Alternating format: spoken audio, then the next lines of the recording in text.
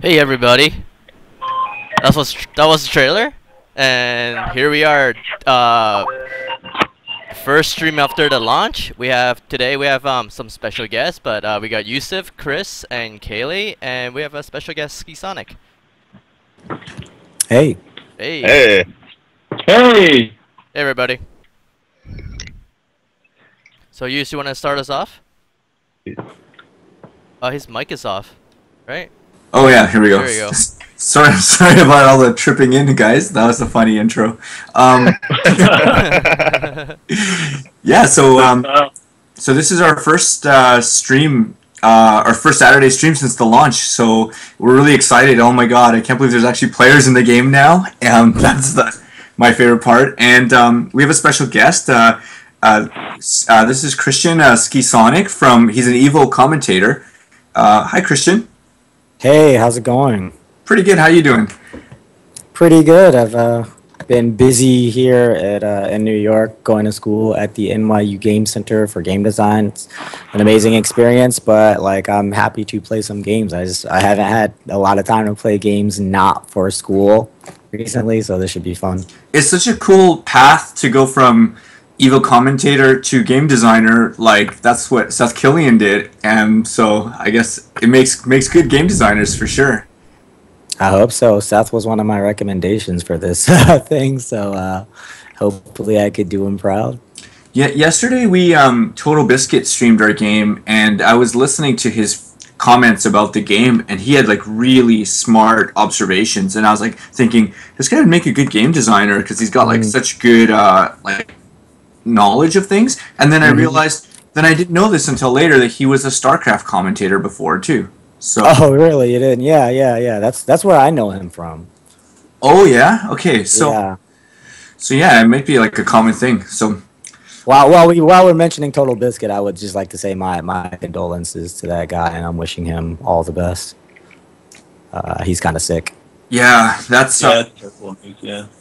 he's made such a contribution to this generation. We wish him the best. Mm-hmm. All right, well, let's get started. So this week, first of all, I'll just mention a couple things. We disabled the train station temporarily because of the blue sky problem. We found out what it was, and but until we really test the fix a lot, we're going to leave that out. And we disabled the barter coins because people were losing their coins. So just a quick update that those things are going back in. And yeah, let's. Do you want to get started in the match? First, Chris, everyone's asking about your song. Do you have any comments about that? yeah, I got the full version of the song almost ready, so stay tuned. I finished the version you see in the video about an hour before it went live, so needed a few more hours to finish up the rest. All right, and for those of you who don't know, we're talking about the song in the trailer. Chris actually recorded that song in his car the day before the trailer launched. He had to use his car as a sound booth because it was the only place he could record with his. Wow. That is a cool song. The funny part is that to finish the rest of it, to keep it consistent, I have to do it in my car as well. so I'm still out there. My neighbors think I'm nuts, but hey. It's funny because people are like, "What is that song? Like, who's the artist of that?" Like, they think it's like we licensed the big song. It's like that's Chris's song. He made it in his car. Awesome. Okay, well let's jump in the game. Tony, do you and SkiSonic want to jump into some twos first, just to kind of warm up? Sure. Can I have your Steam ID? Yeah, it's SkiSonic. Dude, maybe that car will be famous. You can auction it one day. It's my sound booth. So which button is supposed to be the dodge? I'm just in a practice right now. Is it supposed to be the bottom button or the right button? Circle or B. It doesn't matter. We put it on both. So yeah. Okay. How do you spell it? I can't find you. I got a guy in Hong Kong though. His name is Ski Sun. It just should be It's on SK. the. Oh, actually, it might be like who lich this is with a question mark. That might do it. I changed it. I'm not sure how Steam works, but the email address would be skisonic@gmail. Or I could just add you. Oh, you can at me, yeah. So, Oh. so about the dodge, that's a good question. The reason why it's on both is we actually had it on the side one first, but because every video game people and we used to have a jump feature on X on the bottom one, Oh, really? and when we realized the game is actually more fun strategically when we remove the jump. But jump is one of those features in a game you can't just remove and have nothing there because people expect that input and they get like and so when we put the evade we just doubled the evade on there and then because the evade is kind of like a jump in most cases anyways and yeah, so that's why it's there. Okay. Someone's mic's buzzing. Yeah. Can you just mic your mute for a sec, use and just. There Yeah, it it's is. him. Hey, my Steam ID is SPM_Tony. Yeah. Yeah. I typed that in and it just says no users. See, this is the best thing about Steam. Oh my god. Try Casper_SPM. Can you try turning down your mic use? See if that helps.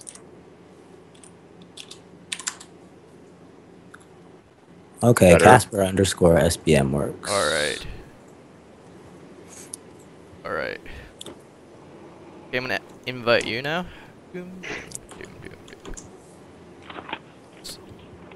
So who do you play at Evil? In Street Fighter? Oh no, in when we were playing the game at was it Evo or PAX? Oh, that was at Evo. Yeah, which character do you play? Oh, I was playing the character, the wolf, I think. Nice. Yeah, this is who I was playing. The character with the bow. Right, I send you an invite. Let's hit the rookies. Okay. Yeah, I think we played together for the first time, and you picked up all the like crit attacks really quick. I remember when you do the rolls before you shoot and stuff. Mm-hmm. Am I joined into your game now? Not yet. Can you send another invite? Sure.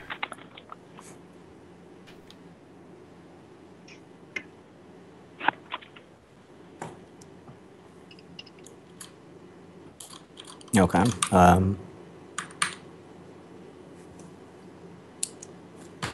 I am in character creation. Oh, it says I have to create my outlaw first. Yeah. Okay.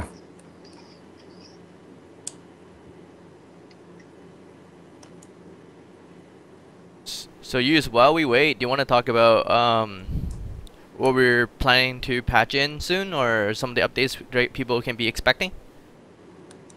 Sure, you'll get some buzzing. One sec.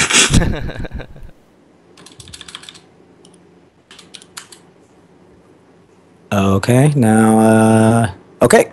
Awesome, you're in. All right, let's start. Can you guys hear me now? Is this better without the buzzing? Yeah. No, no, Still Pepper. there. It sounds like you are in a room where, like, the alarm is going off. Yeah. Oh wow. Okay, that's real crazy. Maybe unplug your mic and plug it back in. Okay. All right. I'll do that. So you guys go ahead and start your match, and I'll join you in a sec. All right.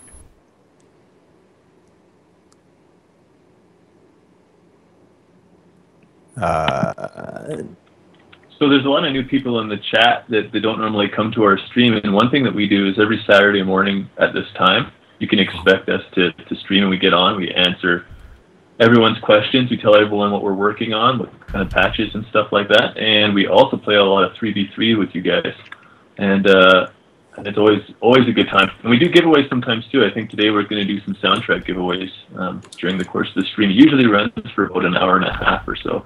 If you guys have questions, feel free to pop them in chat or ask us. It's why we do this, is to talk to all you guys.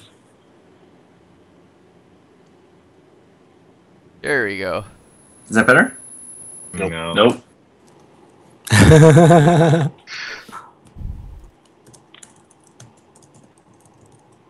For all the new people in the chat, let us know what you think of the game. Let us know like what outlaws you like, what maps, that kind of stuff. We're curious to hear the impressions. We got a lot of our regulars in the chat, I see, like Sir Dukes and Jin, but and Hatch and well, it'd be a long list if I go through all of them. It's good to see you guys. But for all the new guys, we'd really like to hear your input on things.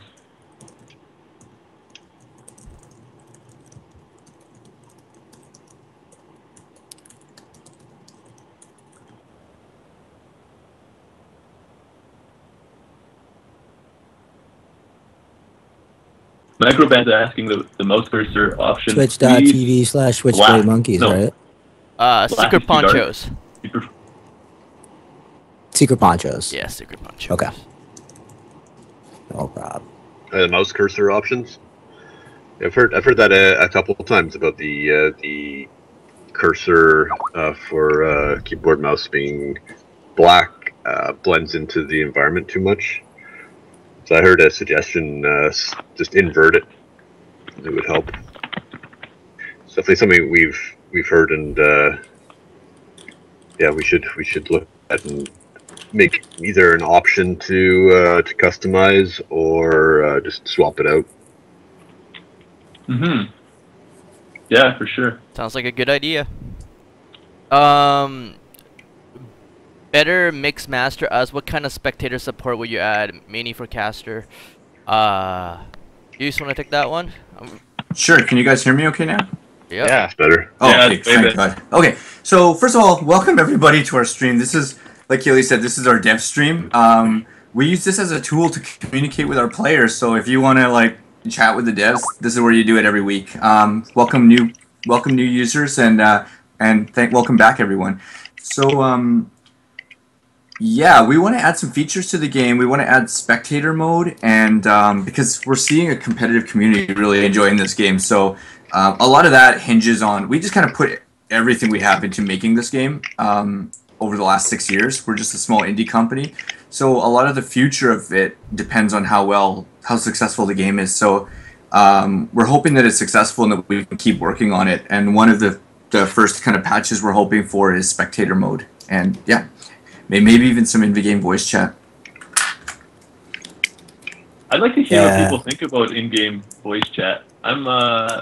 It's like a contentious issue. I've heard people ask for it, and then as soon as someone asks for it, I hear like 3 people say, "No, don't." So I don't know. Yeah, that's one of those feel about it? ones. I think you should put it in and like just make it mutable. I think I need to change my buttons. I'm having some button issues. Primary. So Ski's getting all refreshed up. It's been a while. He played a lot of this game at Evo, and that was in July, I think, wasn't it? Yeah. Yeah. So you were one of the first people to. The Evo was the first time we showed the Most Wanted edition. What's the difference between the Most Wanted edition and the regular edition? Well, when we first released the game on PS4, we didn't really we didn't really know entirely who our market was. So we just made this cool fighting game and we put it out there. And it was a much smaller version. It was only like 5 characters and 4 maps and stuff. So 2 things happened. One, we learned that competitive people really liked the game, at Evo, and we learned number 2 that casual audiences didn't like the game.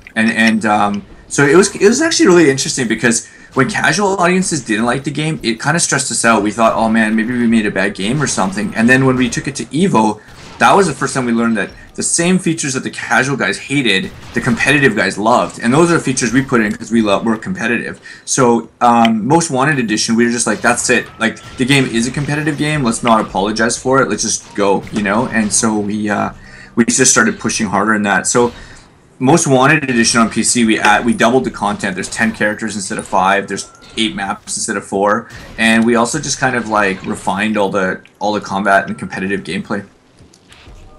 Use your webcams turn off, by the way. Okay.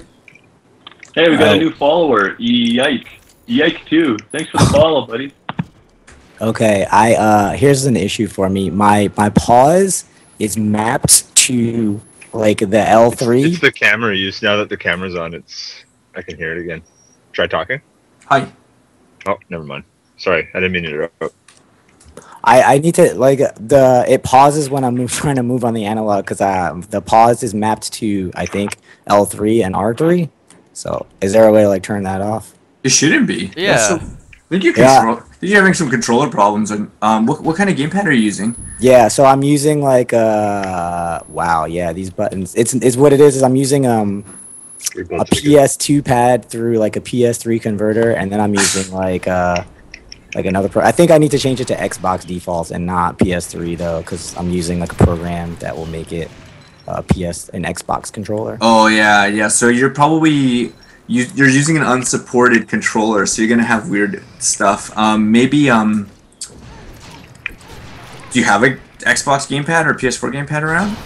I have a PS4 gamepad somewhere. Yeah, just stick that in, and then you'll be good. Okay. Yeah, it's back now when you turn your camera on use. Okay, I'll turn my camera off. You guys don't need to see me. Is that better? Yep. We just lost 50 viewers. Yeah. They wanted to see you use. Now I have to ship all my. I'm gonna ship all the camera back up after this match, guys. So. Tony just wants to be the only one in the frame. So we had a big week this week. We launched the game. That was so fun, and we have player base. So guys, just keep playing the game, leveling up. We're learning lots. Even though we were in early access for a while, we're learning a lot right now from just like having new people coming in. And the things that the hot topics that we're looking at the most is Gordo. It seems to be a hot topic. The second one is perk points, and we're looking closely at that. And the third thing is sort of bounty loss and like just the numbers and stuff. Oh, there's one fourth thing is like how can you level up to outlaw or higher. So we're going to be looking at those issues really closely this week. Thanks everyone for your feedback on this stuff. Soulsock is asking if we were inspired by Bloodline Champions, which is obviously a game that we've been getting compared to a lot. Yeah, so we started the game in 2010, so it was like before Bloodline Champions, but I remember when it came out, I tried it a little bit, maybe like an hour or so, and it felt a little different though. I mean, I didn't play it too much, but it felt like the arenas were smaller, and it felt a little bit less. It felt a little bit more in this direction, but halfway between like League of Legends and this, where it's still kind of mouse and keyboard kind of based. It's not quite as quick twitch, and I think we were inspired more by like kind of fighting games. Yeah, like in terms of just quick twitch stuff. Yeah, I've only seen a little bit of that game. I remember when it was kind of among the other tournament games of similar ilk, like Dota and Heroes of New Earth, I think at the time, and other stuff. And I think that this game has more of a fighting game vibe, and just that you're controlling your character like directly and stuff. And I don't think that you were able to play that game with like a gamepad, for instance. So I think just that alone is going to be a different experience for a lot of people that are familiar with console experience or anything like that. Yeah, and it's something interesting. I think that sets it apart. Like what Christian was saying is, when we control our character, it's sort of like a one-to-one with your character. Like you press the analog stick for like a moment, and then you stop, and then your character's going to run for a moment and stop. When it's point and click, you kind of click where you want to go, and you wait for your character to go there. And then in the meantime, you manage other stuff or get spells ready and stuff. So I'm not sure how Bloodline Champions is. I can't remember, but I think that's one difference between... Oh, God. Sorry. Between how we approach this. Like, we really want you to have a one-to-one feel with your character movement. I can do this. I can 1v2. You do what you need. Oh my god. Let's see if Tony can do this one, right. 2v1. I think these twos are like an organized team. They came in together, so it's going to be good. You can do it, Tony. Yeah. Let's see what happens. Can the dev beat two guys in rookie? I mean, in rank? Oh, nice dodge of the knife. Oh, I missed that one. I just can't move. Yeah, I think a lot of people call our game a MOBA just because of how it looks, like the isometric angle, the size of scale of all the environment and the characters and stuff like that. And there are some MOBA elements for sure, but I agree with you guys. Like we just said, we consider it more of like a fighting competitive game than a MOBA. Yeah, I feel it has a little more in common with Smash Brothers, I guess, or Power Stone. Power Stone, yeah. which is great. Like everybody wants like a new Power Stone or a game like that. Ugh. I Oh, definitely maybe I need to restart the game, right? Like I can't move with my pad. Okay. Sure, yeah. Just restart, and Tony will 2v1 these guys. Okay. We got a new follower, just Justomix. Thanks very much, Justomix. We really appreciate the support. Yeah. And again, just so everyone knows, we do these streams every Saturday. We really pride ourselves on communicating with the community. So you can come by these streams every Saturday and talk to us, and we'll give you updates on what we're doing and thinking, and ask us anything. That's what we're here for. Okay. Oh, it's working now. Is it working now? Yeah, I'm gonna just try a practice thing real fast to make sure. Right. It's Use. yeah. Freoni34 is saying that the game would be better for competition if there wasn't a stat system. Okay. How is that? How is that possible? I guess it's something that we've been discussing on how we can keep the game fair in a competitive scenario. And the argument is that with stats, it creates possibly unbalanced. Yeah. So characters. Talking about perks, right? yeah. So Yeah. so the idea here. Oh. So the idea here we're looking at is we actually agree with that. I think we need to revise our perk system a little bit. The idea is that in a ranked match, everybody should be sort of equal in terms of stats and stuff, but we want to give people some way to configure their character a little bit. So I think what we're leaning towards is giving competitive players all the perks, and they can still shuffle them around however they prefer, but then they're all sort of on equal footing. Our initial thought was that people won't play ranked matches until they have all the perks anyway. So it's kind of like you get your black belt, and once you're a black belt, then you all fight each other, and then you have the perks and you shuffle them around. I think what we might do instead, because we're seeing a lot of people on their way up to Deathbringer, is we might just give everybody the perks right away, and we might reduce the effect of them. So that way everyone's sort of on equal footing. We're looking at that. It's probably going to take a little while for us to sort out all the little details and stuff and get it in, but we definitely agree with that feedback and want to push the game that way. Yeah, I personally really like the idea. I think when we initially put in the perks, I think like a lot of the talk behind us doing it was that we wanted to give a reward to people for leveling up. But now, we didn't have an achievement system back then, and now that we have a really robust and awesome achievement system, in my opinion, I think that's really good feedback, and I feel like it's accurate. I feel like it'd be cool to just be able to shift your character around. I just we had a couple new followers. We had our Blakey and Bran Flakes. Bran Flakes, how you doing, buddy? Hey. I haven't seen you in a while. Good old Bran Flakes. Thanks for the follows, guys. We really appreciate it. Thanks for supporting this game, guys. We had some scary moments when we were making this where we thought we wouldn't be able to finish. And once we finished the game, we were hearing a ton of, oh my god, early access games never finish. Congratulations. So but it was tough. I can see why a lot of games don't finish. So thank you, everyone. Yeah, I think the community really helped carry us through some scary moments on there. We have the best community. The best. Yeah. Okay, I'm fixing these webcams. Sorry, guys. It's okay, Tony. So SkiSonic, how you doing? You got your gamepad up and running now? Well, it is moving now. But I can't do anything, and I'm trying to reset the controls, but I can't reset the controls. It says press tab, but that's not doing anything. Oh, okay. Go to the main menu and then go down to options. I will in a sec. If it will. Alright. I don't know what's happening. I'm gonna play a game with Jarrett while we set this up. You should do that. Yeah. Yeah, do it. Or do you want to do a 3-on-3, Chris? So we do a 3-on-3? Sure. Let's do it. Throw me in. Okay. Let's get tactical.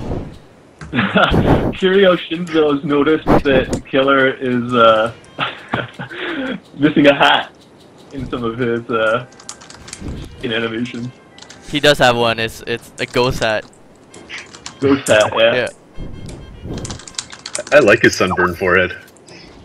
Right, deathmatch. What map, guys? What map? Gamer Husband. Hey, Gamer Husband. Nice to see you in the stream. Thanks for all your support, buddy. You really helped us out. I've told you in Steam chats that we really appreciate it, but may as well publicly acknowledge what a big help you've been to us. Saloon. Saloon? Too late. Saloon. I voted for it. So did I. Fort OP. Oh. Well, just both of you guys have long range, so I figured the open map would be better. But Fort's the same for that. Some Also good for me. Do you see that guy got mad at me last game because I used the adrenaline? He's like, "Help! How freaking fast am I?" I'm like, not that fast. Only for 10 seconds, guys." Reboozer's asking if we'll have a fix for non-QWERTY keyboard users. I don't even know. Wow, that's an interesting question. Well, you can remap your keys. Does that not work for non-QWERTY keyboards? What's a non-QWERTY keyboard? They're like, Yeah, like outside of the U.S., they use Like for a non-QWERTY different keyboards.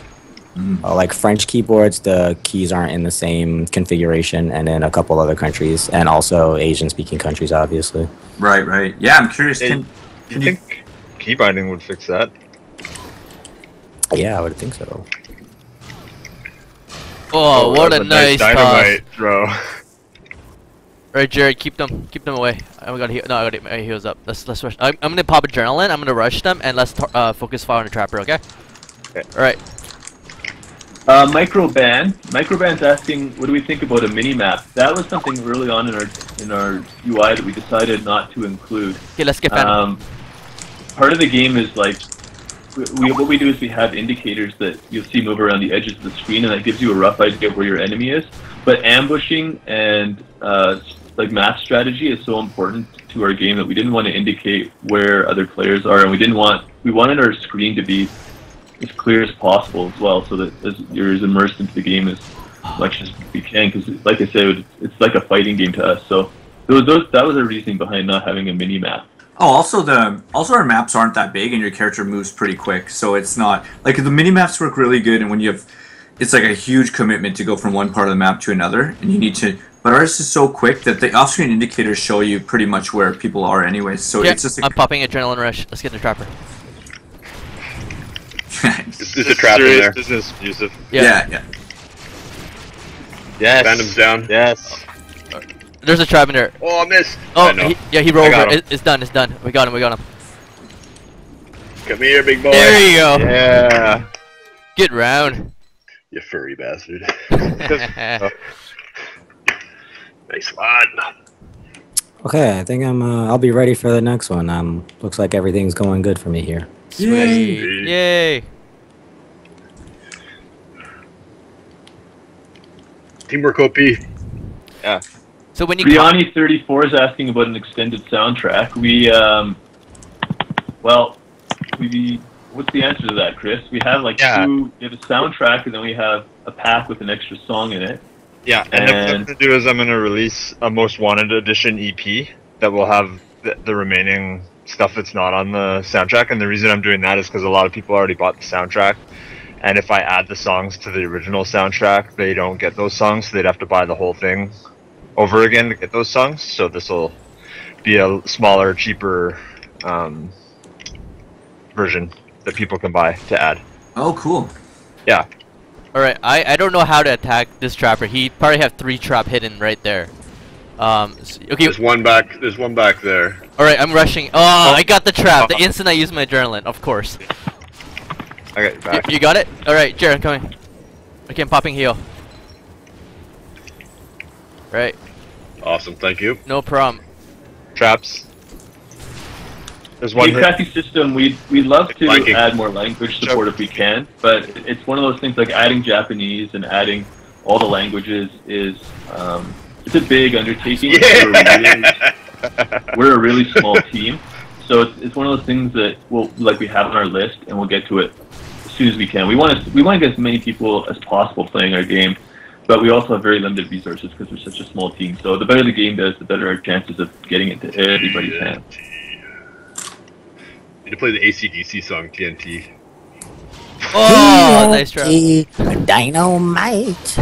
TNT. We don't even need to. We'll just get SkiSonic. Yeah. Better when I'm raspy to do that one. So Chris, you need to get SkiSonic in your car for that recording. Next time you're in Vancouver, we'll hit Arcade. yeah, Awesome. I'm down. So Seth Sampson wants to know when we can unlock skins with coins.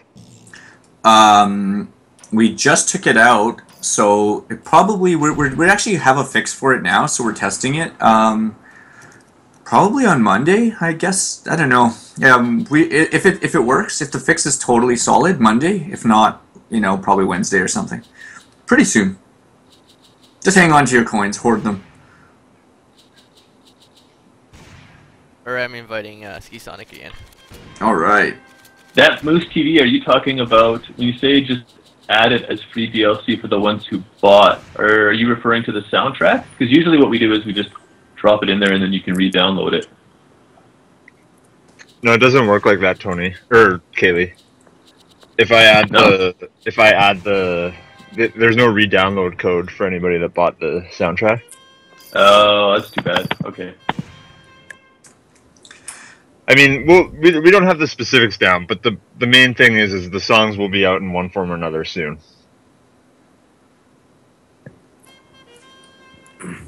So can you tell me about how the boosts that you were talking about work? Because I saw when I made my character, it was like, oh, you have 2 stamina points to allocate. Yeah, so you get some perk points, and every time you level up, you get more perk points, and each perk point doesn't do a lot. Like, it does like 2.5%. Yeah, you can just sort of tweak your character, their speed a little bit or their health a little bit, just enough to get like a slight, to either strengthen a strength or maybe strengthen a deficit of your character. Right. What we originally did was we had kind of like an RPG system where as you level up, you get more and more of these things. So by the end, when you're the highest level, you have like 10. It doesn't make you like super tough. Like we still wanted it so a really good character that has no stats can still beat a character that has stats. It's not like WoW, but it's just like a slight tweak. But I think now as we're pushing more towards ranked gameplay, we're thinking of just making everyone have the same amount of points and they can just move them around. Yeah, the slightest edge will definitely tip the scales. Yeah. Especially when people are like grinding at high levels, and it's different. Like there's just different types of competitive players. Even there's some that will like ramp into it slowly, but then there's some guys like us, fighting game guys that are already, or not even just fighting game guys, extremely experienced competitive players. I feel like will want to get into the competitive portion of it later, and it's kind of a turn off when you're like, well, I have to start like doing stuff before I can even start playing the game. I just want to get beat up and I want to like experience that as fast as possible. Like, and it's so our game is such a weird combination of genres, right? And so that we weren't sure, are we dealing with team shooters people, or are we dealing with fighting? And now I think we know that we're dealing with fighting game guys. We gotta make those adjustments. Well, we actually put that in because we thought that players are gonna have a rough time in the beginning, and we want to give them rewards, sort of like we want to give them a reward system to progress. But I think that now that we see, like exactly what you said, that it's a turnoff for the competitive players, we have to choose between those. But I think our achievement system is a good reward system now, so we wanted just to give people a benefit for leveling up. But it's I think those two things are in conflict. oh, I'm so bad. I died, man. I'm coming. It's hard. Alright, I'll wait for you. We're throwing you right in there. We're not putting you through the tutorial and arcade mode and stuff. We're throwing you right into the action. So the best learning curve for people who are new to the game or thinking about playing the game, I think, is to come in and make your outlaw, go into the tutorial, experiment with the outlaws, find out which one is for you. There's a practice mode as well, and then go do arcade mode, and that'll kind of bring your skills up because there's a lot of buttons and whatnot to manage. And then once you're a little bit comfortable, then go into the unranked, and then from unranked, the way we have it set up is the idea being you play an unranked for a while and get to a certain rank and then move over to ranked. That's kind of the next progression. You know how we're throwing SkiSonic in here, but I think... Welcome to Secret Ponchos. If you... You know how we're throwing SkiSonic right in, but I think he'll be fine because, yeah, SkiSonic. Remember you introduced us to Justin Wong? Yep. So we actually I got to play. I got to stream with him last week, and Oh, yeah? yeah, it was crazy. And I was so surprised by. We just went straight into ranked matches, and we were playing. And even though in the beginning he wasn't like landing shots and stuff yet, because he was getting used to how it works, he wasn't dying. He would like watch his health, and he knew exactly when to back off. He could kind of feel when a situation would overwhelm, and he'd pull back, and he was always surviving. And then eventually started landing more and more shots. And it's amazing how like. I think those things are just ingrained in your DNA as a fighting game guy, you know? Like when your opponent's pressing hard and you need to just take like you get out of that situation. Definitely, and like especially for like a guy like Justin, particularly, and other East Coast fighters, like we're known for like a defensive primarily style. So you know, not dying is the most important thing because video games are expensive when you're playing them in the arcade, especially in the East Coast. they were 50 cents when it was 25 cents on the West Coast forever. So like, you know, we are trying to get the most out of that 50 cents. So take it 99 seconds if you have to. That means you just played longer. That is so funny. That's so awesome. The price of the arcade changes their playstyle Of the world in 2015. Yeah. Hey, Rage Show, thanks a lot for the follow. We appreciate it. Oh, knife, dude. I got you. Run. What was really cool too about watching Justin Wong play is that we think our game has a high skill ceiling and a low sort of entry to get into it. But you never really know until someone at a super high level in terms of their abilities plays the game. And seeing Justin Wong play it and like keep learning and getting excited about new things that he was discovering in the game, that was a really rewarding experience for me. What character was Justin playing? I want to know. He played the wolf, actually. Yeah. Matador, right? Did he play Matador, or did he just love Matador? Wolf. That seems like a Justin character. People was in his chat were saying we're surprised you picked such a patient character because, and then he was surprised. He's like, I'm a patient guy. But, yeah. He said maybe they're thinking of his Marvel vs. Capcom because he's aggressive in that one. But yeah, right. He's never aggressive. He's aggressive with Wolverine. I'll give him that. Yeah, that's actually what he said. What play style are you in Street Fighter? Are you aggressive or are you counter? I'm of the school of Justin Wong. I am right down there in that. I think about what Justin would do if I can't figure out what I should do. What would Justin do? WJD, man. That's just like he would probably chill out and let this guy hang himself and get out of a bad spot. So that's like my primary thing. It's hard. It's really hard to learn how to attack in fighting games. It takes like a lot more. I mean, I think it's true in most games. It's true in this game as well. You know, it takes a little bit more to familiarize yourself with offense, and that's how it should be. Because you know, once you know how to kill people, then you're actually in control. If you're just preventing yourself from dying, then you're not actually getting necessarily closer to winning. So you can kind of delay things, but if a better player knows how to attack, then they're always going to get you. So I realize like, after playing fighting games for a long time, you know, that a lot of us that were strong defensively didn't have like as deep a knowledge as we might have, and then with Street Fighter 4 and like with streaming and like with more and more contact with the Japanese players and all this kind of stuff, I think players have gotten a lot better. But defense is my primary thing. Right. That's how I fight too. I actually used to competitively fight in Muay Thai. I was on Team Canada. Oh, really? And it was before I got into game design and stuff. And I was so surprised when I started playing Soul Calibur. My fighting style in Soul Calibur was the same as like the way I fight in real life, and it's very conservative because I was like skinny and lanky, and my opponents always had more power and speed, so I try and keep them away, and I try and just like make them miss, hit them, and then move away a little bit and stuff like that, you know. And so in Soul Calibur, I did really well with characters like Killick and stuff that were long range characters. And even when I play Street Fighter with Ryu and stuff, I don't really like go super aggressive. Like I usually try and catch people like when they're jumping at me or when they make a mistake or something. You know, you play defensive until they make a mistake and you counter.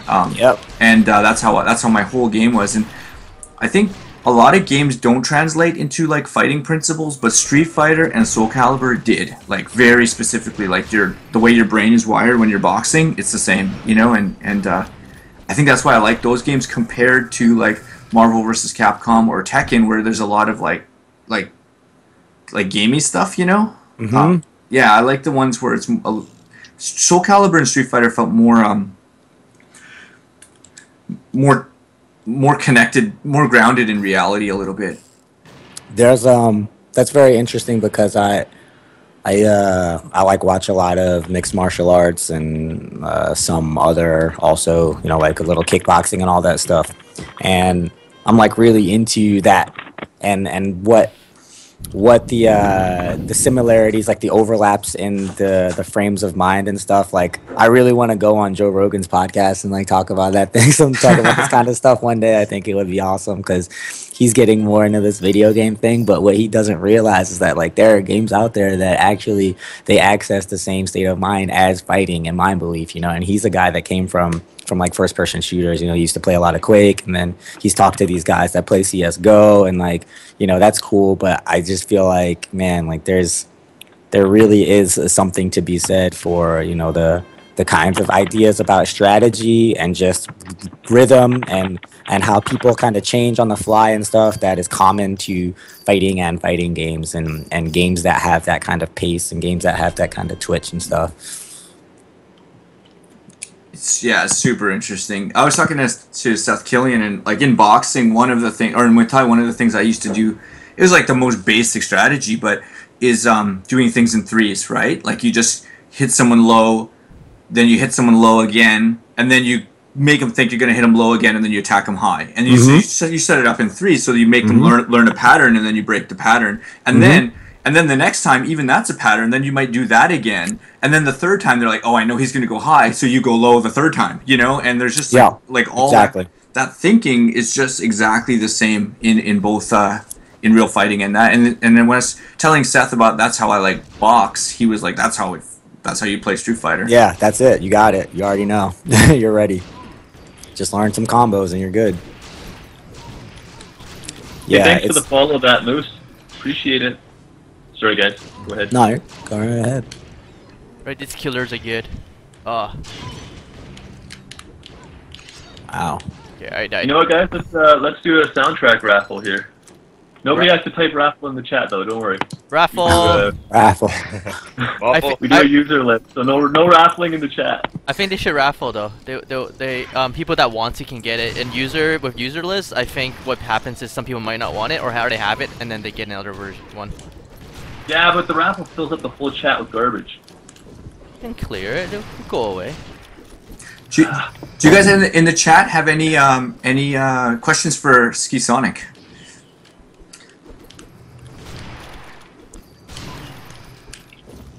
And while we're actually, there's been a lot of new people who have probably come into the chat since we started. SkiSonic, why don't you introduce yourself to everybody? Hey guys, I'm SkiSonic. I am a long-time fighting game player competitively.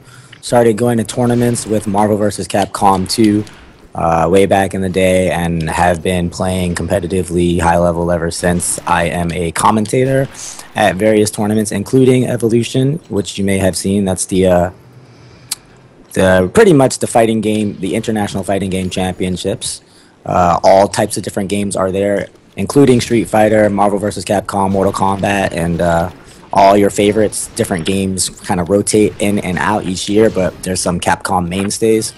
And I do commentary there for a little bit of Street Fighter, a little bit of Marvel, and whatever else is clever. I've done some commentary as well at Capcom Cup events recently. I'm really happy about that. So I did, I think, final round and some CEO. I'm really happy to be doing that kind of stuff. And currently, I am a student at NYU. I'm a grad student here at the Tisch School And there's a program for game design. There's a game center, and a very, very game-oriented graduate program that's really awesome, and it's been supported by guys like Seth Killian, who made Street Fighter 4 and among other things, Rising Thunder. And they have a yearly lecture and a yearly tournament called Spring Fighter. They bring out a fighting game guy. They brought out Daigo Umehara. They brought out, I think, Alex Valle for very interesting talks. So it's a pretty cool school, and they have a lot of respect for competitive gaming and everything. So I'm learning a lot about game design there, and probably you'd be surprised to find out how much scholarly study there is on games, but there is a freaking crap ton of it out there, as my weekly reading assignments will attest. It is a lot of stuff. But it's pretty awesome. So that's me, fighting games, evolution, and the NYU Game Center. And thanks so much for joining us on the stream. It's fantastic to have you here. We love getting insight from guys like you. Okay, so how are you doing in the game? Are you landing those crit shots yet? No, I'm just landing regular shots because these guys are all up in my grill. So a good way to learn. Okay, a good way to start landing the crit shots is, you know, when you do the roll and you release, it's an instant crit, right? So if you aim your bow and then you do the roll with the LB button or L2, as soon as you release from that roll, it'll crit. But it's in the beginning, it's a little hard to land that because you're moving, so you gotta like hit a moving target while you're moving. But so the best way to learn how to do that is just roll forward. Like stay out of range, roll forward into range, and then shoot it. Because then you're not moving sideways, you know. Right. And then you can also use it to roll backwards and shit or shoot. So, Shit. Swear jar. Do I have to bring it back? Yeah, where's the swear jar versus dad jokes jar? Two guys walk into a bar. So Ski, we have a thing on a joke on our thing where we started this. We have a swear jar counter where we do raffles if we hit 10, and then we have a dad joke jar where every time we always end up making stupid dad jokes. You'd be disgusted by it because you're in university. It's like that's cool. Nah, we like some dad jokes. I'm cool with that. I make pretty dad jokes all the time. Awesome. You might have some. Yours will count for 2 then if you drop one. Yeah. You might have some little ones running around then if you're making dad jokes. You should give your ex-girlfriends a call and see. Are you trying to mess with his game? Put one in the jar right now. That's a dad joke right there. Oh, The swear jar is overflowing. Oh no. I'll start it up right after this match. It's pretty intense. That's a literal dad joke. Yeah. All right, so for the giveaway, we're going to try something a little different this time. This is something I learned from all the streams that we took part in on the stream day. I'm going to put the code in as well as the place to pick it up, and I've replaced a number with the question mark. So whoever enters the code, they have to guess the number. They just go to bandcamp.com and put in the code and put in a number, and somebody will win the code. Somebody. So there you go. To get the crit shot, like without aiming before the roll, can I like just come out of the roll and then shoot, or I have to aim and then roll and then shoot? I don't think there's enough. If you come out of the roll and you shoot, you'll get it. But there might not be enough time for you to set up your shot if you're not aiming before. So yeah, you can do it. But and another way to land a crit is if the guy, when you shoot an arrow, they'll have an arrow sticking out of them. If you shoot them with a consecutive shot while they have an arrow in them, that shot will be a crit shot too. So, so the first shot doesn't do a lot of damage, but if you set up your second, it will. And I don't know if you noticed your wolf state. You run really fast, and you can use your kick to knock people down and stun them and stuff like that. Yeah, I wasn't sure what the attacks are when I'm in that mode. Yeah, so if you press. So that's a stun. So you're in an Xbox controller or PS4? PS4. Okay, so press triangle to switch to wolf state, and when you just run at them and press R1 while you're running at them, and she'll do a little kick. It doesn't do much damage, but it knocks them down. So it's a good way of sort of like neutralizing one guy while you're or stunning him so your teammate can focus them or something like that. If you hold down R2, the main trigger, in that wolf state, she'll charge up a pounce, and then when you release it, she'll jump on them, and then you start spamming R2, and she'll start stabbing them over and over. Okay. Can't believe he got away. Oh my god, I missed 3 shots. There you guys are down? Yeah, we lost by 1 point. It's all good. It's a good game. Let's see it. Let's go into a threes. All right, let's get serious, guys. Let's get serious. Let's do a threes deathmatch. Who's my third? ready. So wait, who else playing in this game? Tony, Ski, who else? That's it. Did you 2v2. see my chat comment in Skype, Kaylee? You can hook me up, Tony. Oh, yeah, I noticed that.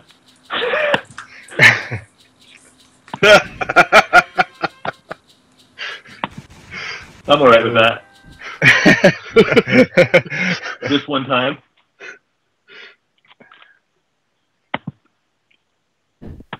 When you say Celebrate. Kaylee is generous, it's true.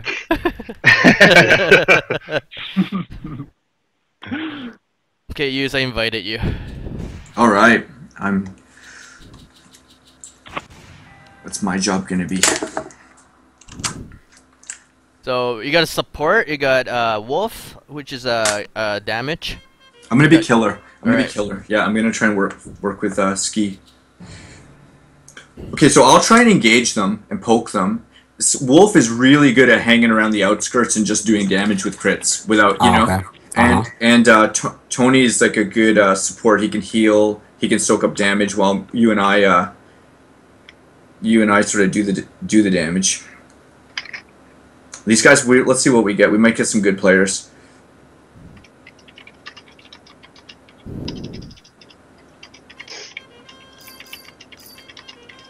So guys, now that everyone's playing the game, we have a favor to ask from our community. Don't be one of those communities that freaks out as we make improvements to the game, because everyone gets used to certain things. And we noticed in games, people, even if you fix something you need to fix, there's always a lot of backlash, and we're always kind of, we don't want to be so scared to fix problems and try things and stuff. So yeah, it's gonna be crazy. I see the hate. Oh, don't worry. Don't worry. They will freak out. It happens. We're sensitive guys. All we ask is that when you notice changes or when you hear that we made changes, just give it like a week or two. Yeah. Be patient with it, because it's amazing. People always have like a knee-jerk reaction to change, and then they realize that, well, not everyone does. Obviously, there'll still be people unhappy, but most people will realize after a week or so that it's not that bad or it makes sense. Or so please just be patient and then give us feedback, because we do like to hear the feedback. Yo, this game is so different with 3 people. What's going on? Okay, so we didn't tell you. Someone voted posse leader mode. So this is posse leader. So every round, the one with the skull is the leader. It's a new mode we added, a variation. If the leader dies, the round is over. You two are bodyguards. You'll respawn. So right now, this round, I'm the leader, so I can't die. Every time I get a kill, I get 5% more damage, so I'll get tougher. Cool. And So we're versus the top 4 right now players in the world. Hey, thanks for the follow, Taekwondo. Really appreciate the support. We do this every Saturday, so make sure you come back.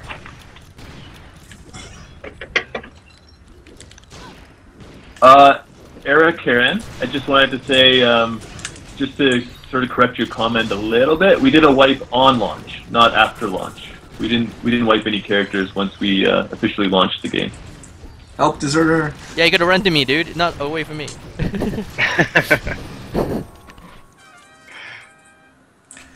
No, I'm sorry if you felt bad about your character getting wiped, but our intention all along was to start fresh on launch, and we communicated that as much as we could with the community on early access. But there's just no other way around it. We just we need to start fresh for everybody.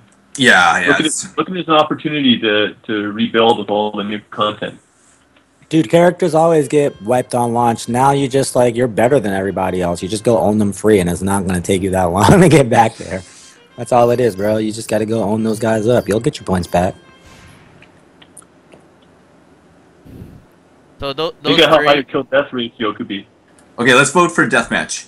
So shout out to those three. It was Gordila Crunch and Grand Flakes and Missing Mo, which is our top 10 leaderboard players we just fought. So. Oh, Crazy. okay. Yeah. Yeah, those guys were serious. So Tony and Ski, vote for deathmatch. I voted deathmatch. Okay. Got a couple new followers there too. I missed. Oh, I missed them. Sorry, guys. Trixie something, and Awesome. missed So- the other one. But thanks, guys. So we're not gonna respawn when we die. So just okay. stay alive. Okay.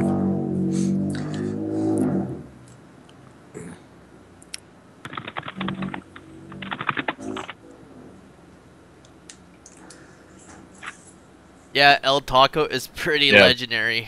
Brand Flakes is a machine. Yeah, he is so strong. So whenever I hear someone go, "Oh man, Phantom's not is too weak," and I'm like, "Watch this guy play."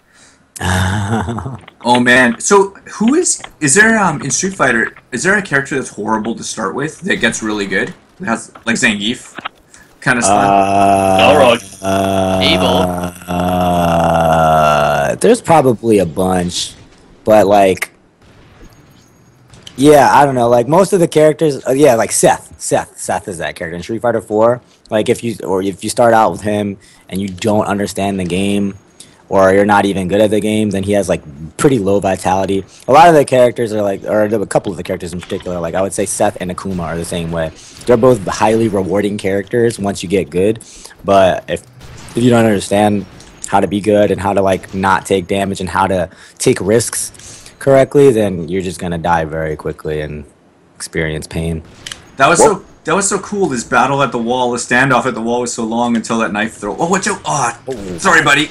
I got Wolf. Can you come here? Oh, Okay, yeah, go to the bottom and Tony will heal you. come to me. No one's calling for Dan. I don't think Dan actually gets better. I think you just Yeah, no, exactly. Like he doesn't like there's no reason to keep playing him, and it's not like yeah now. We got one, guys. Let's get this trapper. Now watch out for his traps in the middle. If you see that little red dot, don't step on it. I'm gonna try and throw a knife there. Here, you guys. Yeah. Oh, I got him. Shoot him. Okay. Oh, I threw him into a trap. And Nice. myself into a trap. Okay, we got two. Now we just gotta kill this guy. Knife. That pounce is freaking really long range. That's a good combo. I never thought about that. Using Deserter to throw people into traps. Oh, Oh my god. Ah, I'm almost dead. I have no heal yet. Okay. Well, we got 3 on 1. Okay, I'm adrenaline rushing. Oh, not yet. It's not. Oh man, getting kite. Who is this masked trapper? Okay, I'm gonna throw a knife at him. He's dead. Yeah. Got him. Oh, he got me. Oh! You didn't watch your life bar? No, I just thought I'd get the shot off right before he was quick. All right. Okay. You go to your wolf form, and I'm gonna chase him, and then you go from the other side. Okay? I'm gonna chase him from the bottom. All right. Ready? Okay, go. Yeah. I'm gonna just keep flanking. Yeah, I'm going circling this guy. Oh my god. Oh wow. Tony, can you heal him? Yeah. Oh. All right. Don't let this guy 3v1 us. Man, this is not good against Trapper. That range. Yeah. Wait for my adrenaline to come back first. Don't make a mistake. Ah, hiding, eh? He's got to come to you though. He can't. What happens if time over happens? Whoever has the most health wins.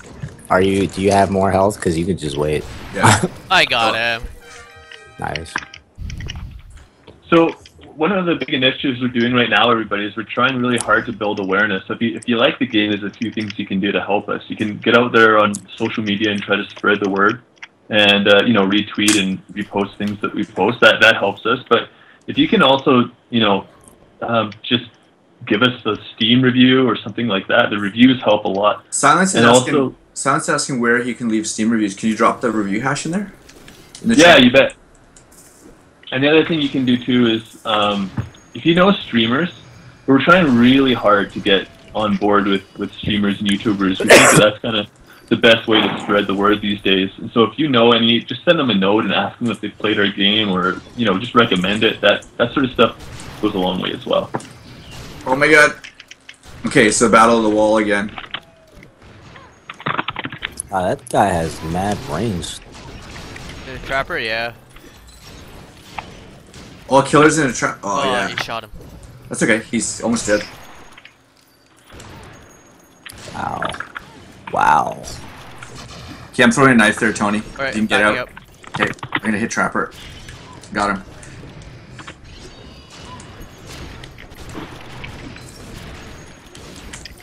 Nice work. Good chipping there. Okay, Deserve's gonna heal. Let's focus the other guys. I interrupted him. Oh, I got knifed. Shoot. Okay, I think I might need a heal. Let's go. No heal yet. We need to fall back Yeah. and just get them. They're coming out here. I'll knife somebody. It's okay. I'll knife them. You're healing. Okay. I got killer. Oh, I died. Sorry, guys. It's up to you too. Oh. Okay. Oh man, he got me. You got the other killer? Oh no. He's coming from me. Hey, Silence, yeah. We've I haven't actually played Typical, but he's been playing. It's awesome to have him back in the fold. For all you people who don't know what we're talking about, Typical was one of the top ranked. Oh, you son of a bitch! 4 release. Deserter. Nice work. Stab! Oh, you would have got him if you stabbed. What is that? How would I have stabbed? Right when you pounce him, then keep jamming R2. Oh, okay. Yeah. Okay. So the pounce bit will take them down, and then you can keep stabbing them, and that does the damage. Okay. But good job, buddy. You survived. Yeah. I was like, man, they're 2v1ing me. I have to try to just get one of them really fast. So I would have been able to do it if I would have stabbed that dude. Yeah, I like this character a lot, actually. I think she's really good. So the wolf, every second arrow she gets into somebody will do a crit shot. So when you hit somebody, try to follow up with another shot, right? Like really quickly. Okay. Yeah. Okay, we're too spread out, guys. And to all our new followers as well, if you see someone in Steam playing with an SBM in their name, that's one of us. If it's Jared or Kaylee or Yusuf or Tony. Or an imposter. Or it's an imposter. Yeah, if they're playing really well, Topping a heal. killing you, it's probably an imposter. Huh. There's a question in the chat here. You get the stutter, he's isolated. Suggestion of adding a mechanic or supers or ultras or blocking to change up the evasive nature of the game. Like a parry? I guess so. Yeah. We looked a lot at it, and we think we looked a lot at parrying and stuff in the beginning and blocking, but the speed is just too fast to read a bullet coming at you, and so we kind of built the defensive nature around positioning, so that's why you have the evade. Yeah, in the beginning I actually approached it very much like I want to be able to block shots and stuff, but just because the bullets are much faster than kicks and stuff, it's just a little bit less predictable. I found the evade usually does it because you can be aggressive with your evade or you can be defensive. Well, there could be. You're never blocking you block a lot of things not on reaction as well in fighting games, but you have the drawback of it not. Of like, I mean, when you're blocking, you're not doing anything and also like there's the possibility of chip damage, something like that. So if I were to see something like that in this game, I would envision it as like something where it might take longer to attack out of the block. It probably slows you down, and maybe you just take decreased damage if you get hit. Maybe you can move slowly a little bit, and just like some kind of just like defensive posture or something. But I don't think you would be able, like you're saying, to really reliably try to block any shots. You know, maybe just like some sort of defensive stance. But I think with the movement, and also, you know, there's obstacles to hide behind and things like that, I think that accomplishes what you would be trying to accomplish as well with blocking. Yeah, using cover is kind of like our blocking.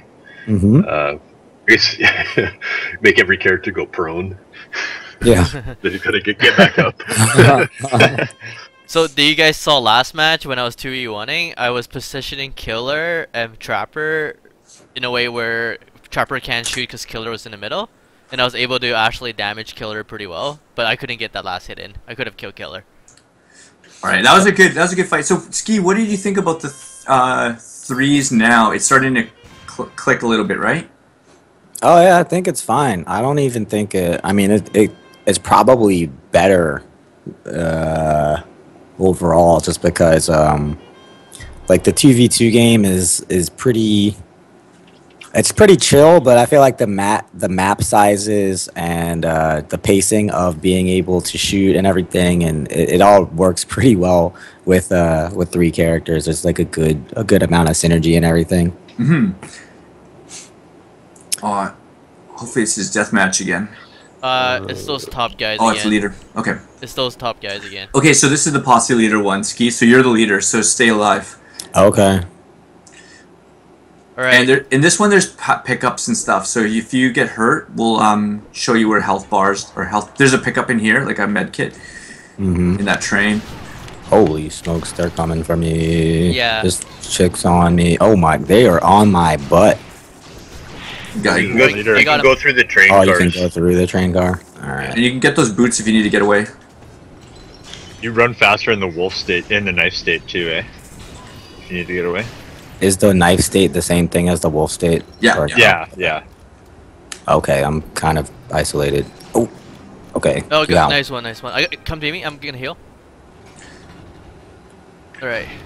Jin's asking if we want to get rid of pickups and posse leader. I think the main problem we were seeing was just people running away using the boots, right? Yeah, we're definitely going to get rid of the boots or reduce this time of the boots. Yeah, they just drop the time so you get a little bit of a speed boost, so you can use it as a defensive or an aggressive little like quick boost, but not so that you can use it to rip around the whole map, picking up all the power ups. Tony, I think we need to hunt the. Oh, yeah. Okay, I'll try and hunt the leader more.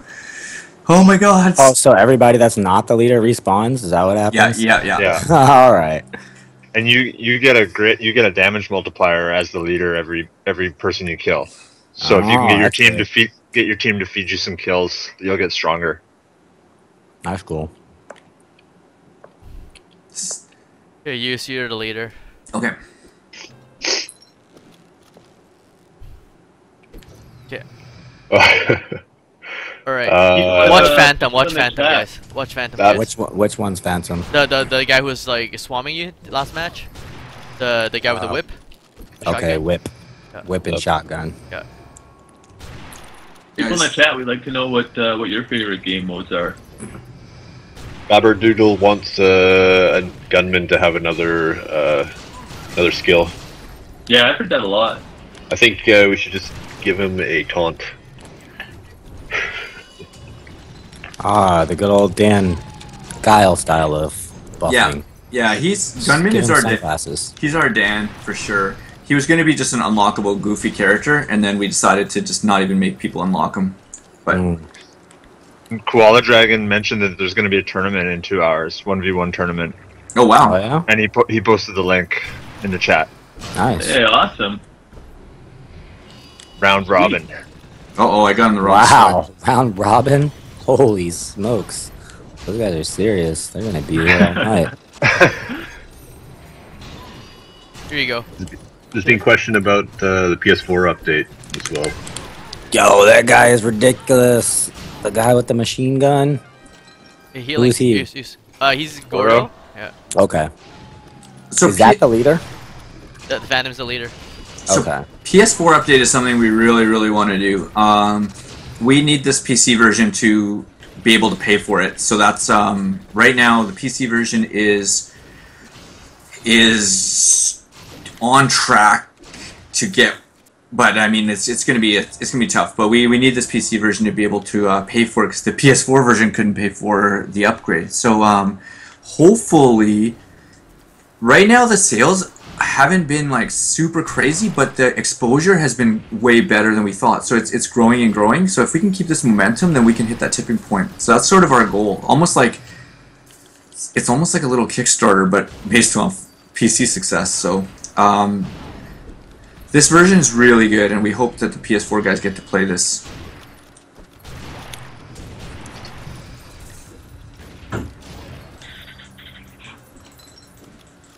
Grid 3 AUs? Oh man. Yeah, Grid 3.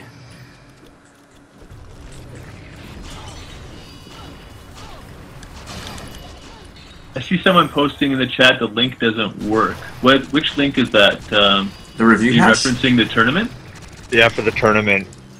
I just clicked on it, but there are if you search there are tournaments set up on here. I'm just trying to figure out if it's the right one. Cola Dragon, can you if you got a sec, can you repost a more accurate link for everybody? Oh. I fell into a trap. He was camping the double damage Phantom, and then he got it. And then he was weak, so I thought I could kill him, but he schooled me. That's the #1 player in the leaderboard. Oh, really? Yeah. So he had so low health that I'm like, and I was full, I'm like, I'm going to kill him. But then he grabbed the double damage power up, and I'm like, I kill him anyways. And then he just whooped me. There we go. There's a link that works. Okay, let's do deathmatch.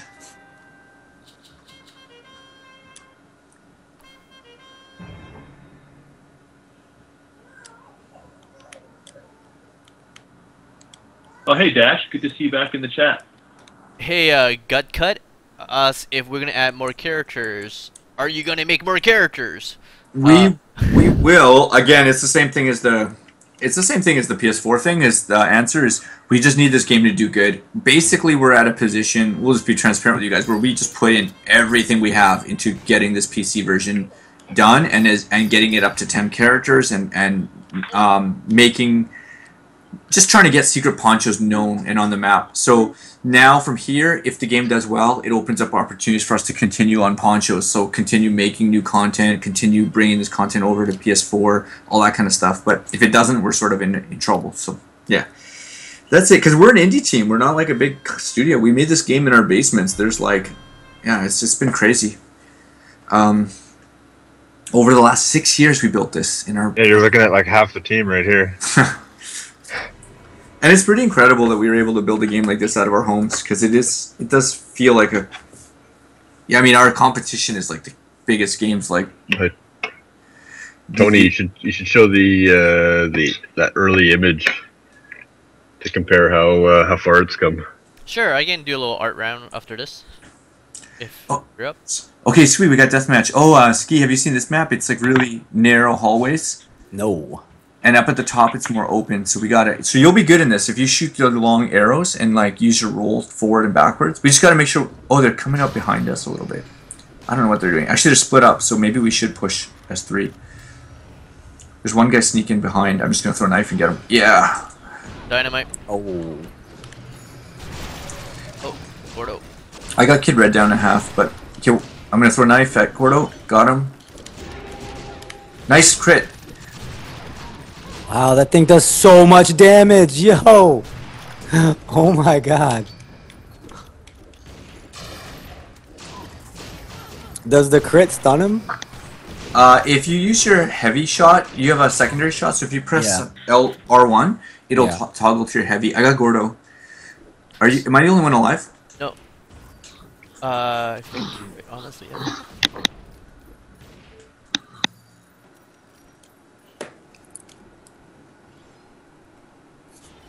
Okay, I got Kid Red. I got this. Navar thinks we need a central lane in this map. A middle lane. Then it's like You mean parallel with the other ones, or to break up the? Yeah, that's true, Tony.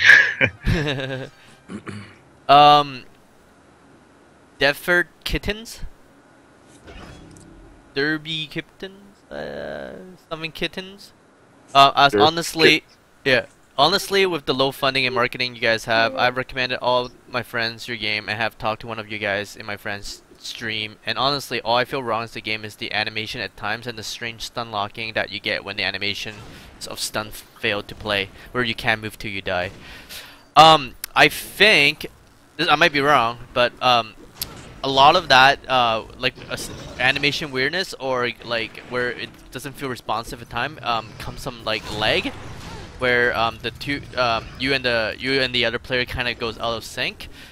It is something we need to address, but most of the best way to do it, we can address stuff like that is actually just pushing the game, promoting the game so we get a bigger population, and then the matchmaking system will kick in better, and people should be able to find faster games, and that would be the best way to that you will see a lot of improvement once that's happened.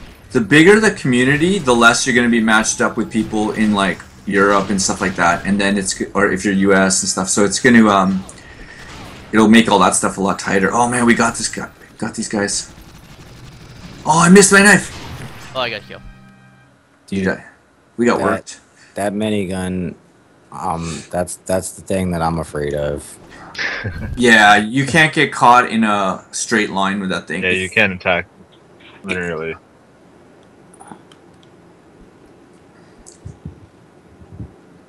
Tiebreaker round. I'll go around this way because I feel confident if someone chases me down, I'll knife them. Derpakita, you're in luck. We have skins. They're actually called the Support the Devs pack. So you can go pay money for skins if you want. We would really appreciate it. Like the name of the skin pack says, you're supporting the devs. Hey, Yus, how low are you? I'm pretty good. Alright, I'll heal anyways. Oh. I'll throw a knife. Link Woo has a question for you guys, Tony and Jared. What program did you use to create the characters?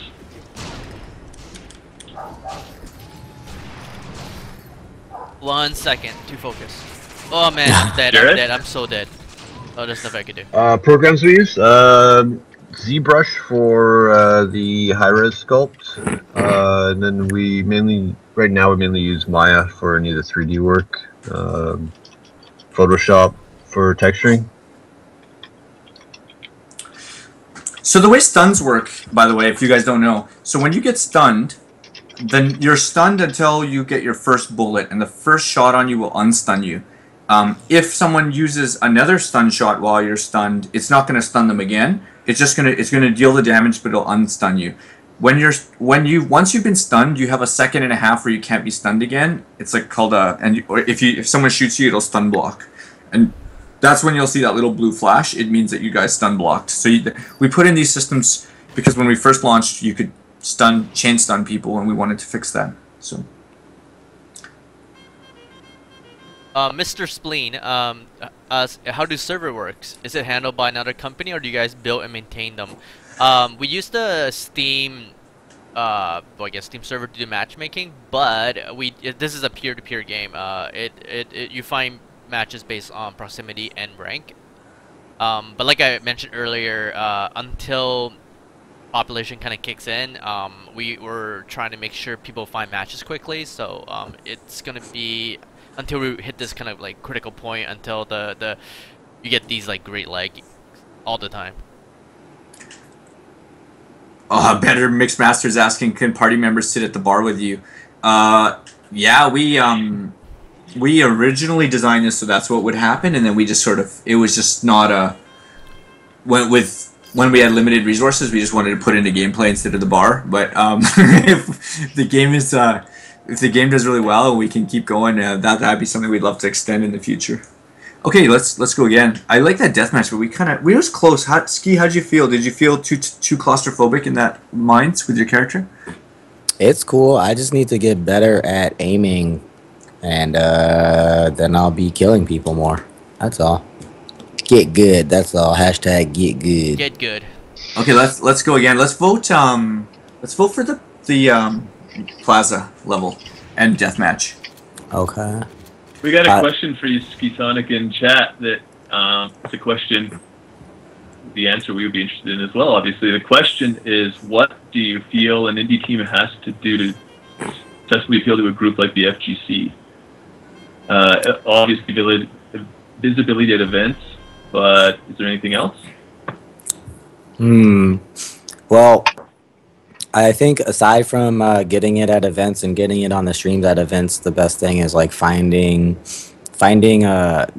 known players that'll be interested in the game, because the guys, everybody obviously in fighting game communities plays fighting games, but they have different sensibilities like outside of those particular games in a lot of cases.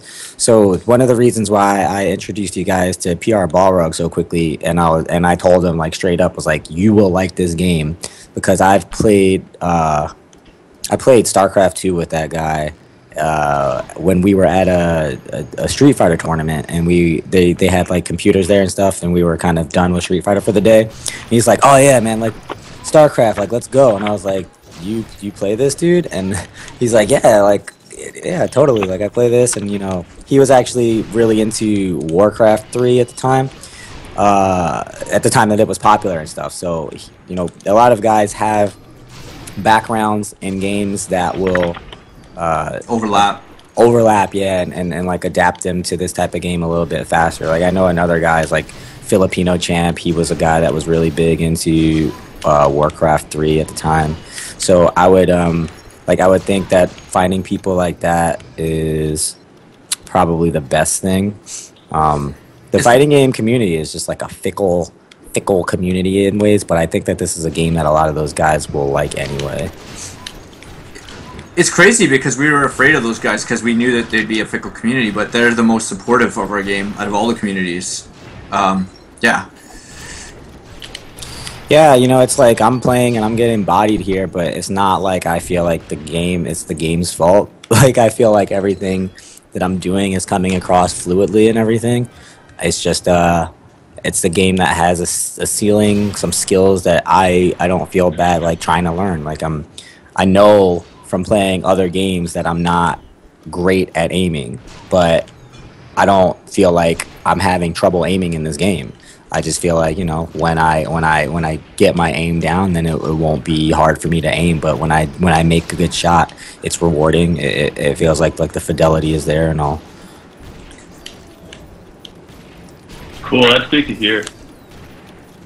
Man, we got almost all these guys low, but none of them dead. Okay, we got one. Oh, a trap.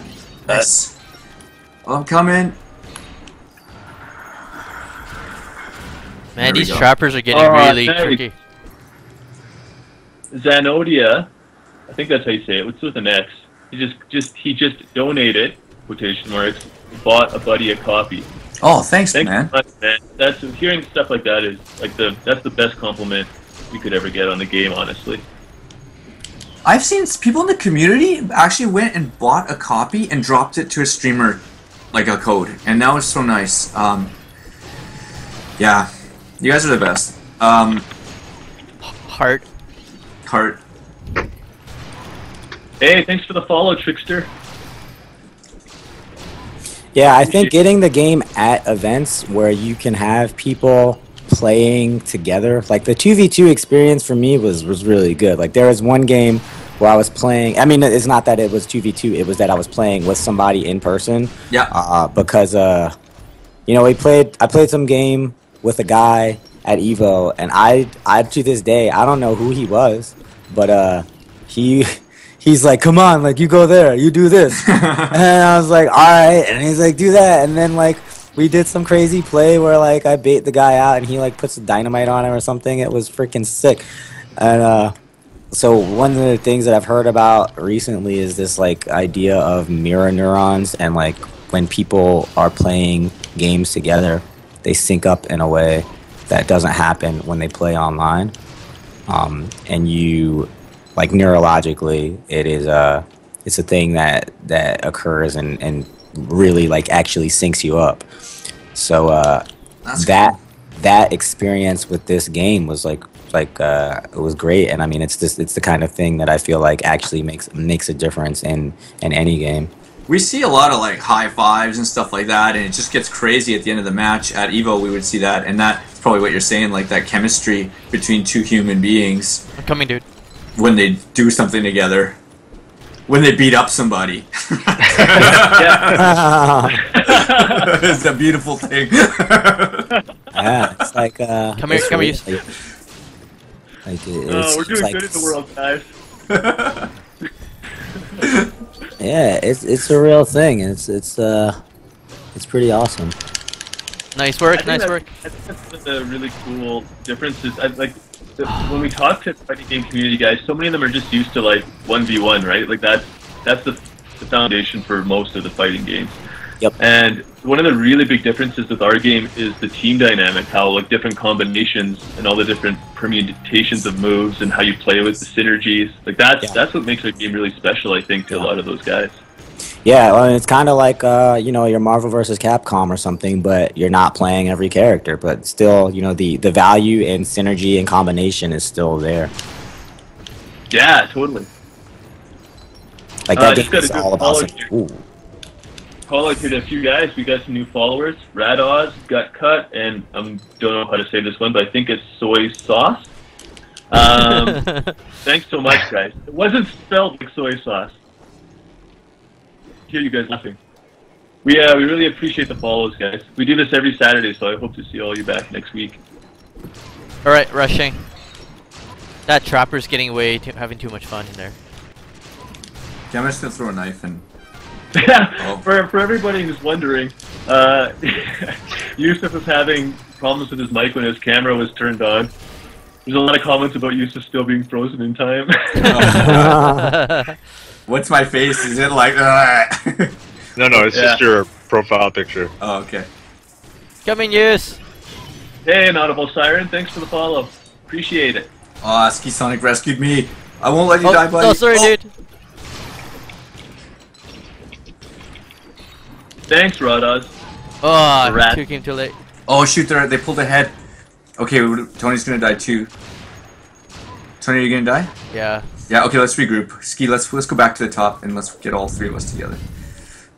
So all you guys that I've seen join the chat recently, there's some new names in here and stuff. And they're saying we want to support you and we want to donate. And one thing everybody can do that's super helpful to us is just spread the word. I know you guys probably are, but share things on social media. Write us a review on Steam. That makes a big difference. Tell streamers you know about us. Just drop hints like you should cover these guys. Anything like that. Those things. Exposures are a big battle right now, and it's going well, but we need your help. And play lots. That's if the player base stays high, it gives us time to keep growing things and keep getting streamers. So just keep playing lots. Right now it's really safe for a streamer to check out the game and not have to worry about empty lobbies and stuff. Just play, get your friends to play, write us a user review. Those three things. Yeah, and get in the community. One of the things that we have going for us I think a lot of other games don't is we have a super positive community, and it's thanks to all of you guys watching our stream right sorry. now. Oh my god, I missed. It's phenomenal. So keep the positivity going too, guys.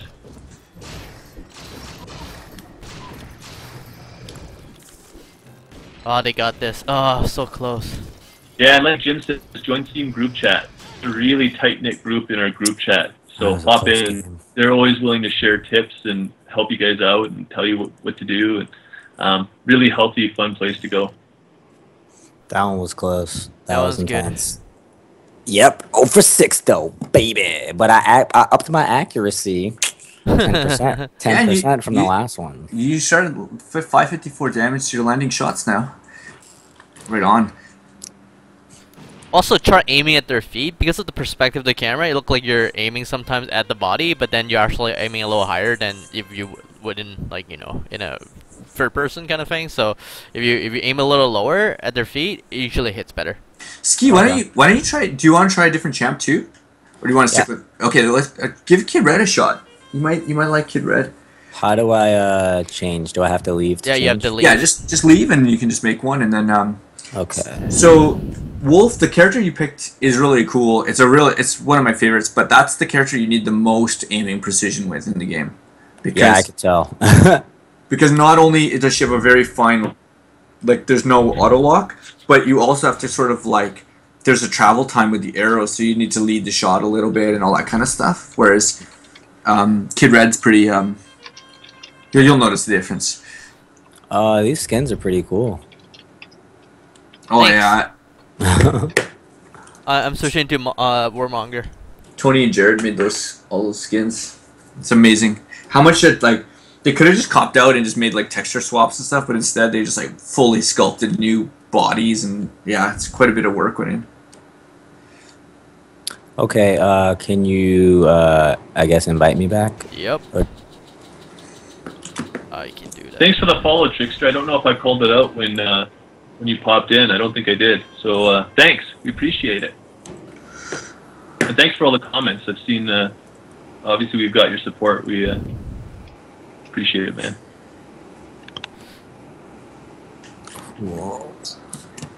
So if everyone get one friend to play and then his friend get one friend to play, then this game will blow up. Yeah. Actually, that's all it takes. Is if everyone everyone just gets one friend to play and they get one. That's all we need. You know what? If you guys do that, if you can get our concurrent users to 1,000, we'll set little goals because of like what we can do to make the game better. Like if because that's kind of what we need. Yeah, I think if we can hit where we're at 1,000 concurrent users, it gives us a lot of more stability where we're not worried about the game's survival anymore, and we can just kind of work on it. Chris, you're gonna drop a new soundtrack, aren't you? When we get 500 concurrent users. Oh yeah. That might be a problem if it happens today. Might need at least give me the weekend. Oh, what are they doing? Shooting each other. Are they? Yeah. Link Woo, what do you mean by can you add a normal 3v3 mode? I see your comment about you guys I got think beat it up. means like an unranked 3v3 mode. Oh. Because the competition was stiff for when they want to play threes. Yeah, that's tough. Right now we have 2v2 in unranked, as you probably already know. And if it's one of those population things. If the population gets big enough, we for sure would love to expand the unranked game modes. But right now, our priority is to make sure everybody gets matches as fast as possible. So that's why it's set up how it is currently. Yeah, I don't know if you guys have heard of Rising Thunder, but Yeah. Yeah, for sure. yeah, it's cool. It's like a similar thing where for the first I guess few months of the game, people were really clamoring for like lobbies and so on, but like if you were to take all of the players out of the searching population and stick them into their lobbies, then there's probably going to be less people able to find those ranked matches. And that was one of the things that was really nice about it, like it being only a one-player game. You didn't have to populate a lobby with 4 or 6 people to play it, so it was pretty good finding matches even like when the game at first come out. And that's one of the things, it seems minor when once you've already started playing the game, then you're like, well, why can't I have this? This would feel so much better with this and that. But if you are sitting there at the match screen, the game screen, waiting for it to find matches, then you'll never even get that far. There's Dota 2 has this issue where you can watch high-level streamers, the highest level streamers at the highest MMR, and they'll literally be waiting, I'm not joking, like an hour for the match, right? And if you're like a regular player, you usually wait like 3 to 6 minutes and you got a match. This shit, they're waiting for like an hour sometimes. They just walk away and they never get a match. It's actually a big deal. And it's definitely something that you want to avoid, especially in the early life of your game. So you're just gonna settle on this one, so it's me and you versus those two. Okay. Just to be fair. Yeah, that's a good idea. Okay. Right. So my guy is really good at melee, and your guy is very good at flushing people out with dynamites. So if you switch your secondary weapon, he'll pull out the dynamite, and you can cook it for like 3 seconds and throw it, and it'll probably explode on impact. Huh? So yeah, let's flesh these guys out. Once you get to stun it, whoops. Oh, that's on top of me. So I have to hold the aim all the way through. Yeah. Okay. Or if you get the timing, you can kind of flick it as it happens. Gotcha. Okay. Where are you on the map? I'm in the bottom. Oh, right you're there. down the Yeah. bottom. Okay. All right, I'm gonna. Okay, they're near me. I'm gonna throw. I'm gonna hit them. Can I throw over the barrier? No, it'll probably hit it. Okay. Oh. Whoops. Ah! Sorry. You'll probably do what's called Kayleeing yourself. Ah. Which is throwing dynamite and having it bounce back and blow you up. Okay. I'm gonna change the throw animation so that he can throw over stuff easier. Like you're gonna lob it higher? Yeah. So that'll delay the timing a little? I don't know. I'll mess around. I think I just change his arm pose so he throws it from like up in the air. Instead of like from his like side. Yeah, yeah. circle? Oh man, you You be can great. go with sidearm. They got you? yeah, they got us. Okay, I'll let them kill me. They earned it. It'd be great to see the Warmongers Battle Club break crates and stuff too, as when he throws it. Yeah, we should adjust that. It totally needs to. So Oh, it's so powerful already though. no, but it needs. It looks like Yeah, it has to break stuff. it's just massive. All right, let's do this. So one comment I've seen a lot in this chat and also in our Steam discussion forums and stuff like that is people are saying like do a free weekend, get front page on Steam and stuff like that, and we agree. We would love to, but all of that stuff is in Steam's hands. So what we have to do is we have to get into like a bestsellers list in order for Steam to kind of give us more attention. So what Steam wants is they want a sure bet, right? So they're not going to just take a chance on some little game, even if everyone loves it. They want to make sure that the sales are super solid already. So our goal with all the exposure is to get in those bestseller lists so that we can propel, into the stratosphere by doing those things that everyone's recommending. We agree with all of you. That's what we want to do too. Yeah, but you know what? Crazy stuff is happening. Like, I think SkiSonic is the root of it. I think Ski. Well, one day we'll do a little graph, and it'll probably be a tree, and it'll probably all trace back to meeting you at Evo. But now we're starting to see people like we have TK Breezy from Super Smash Brothers. Oh, that's my boy. Yeah, is he? Okay. He's from where I'm from.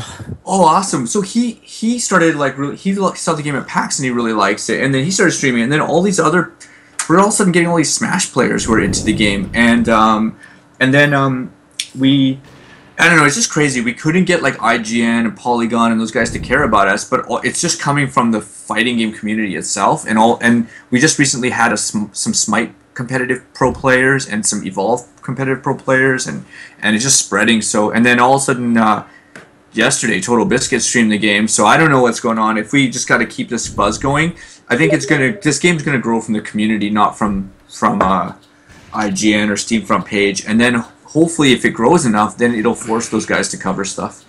Yeah. Totally.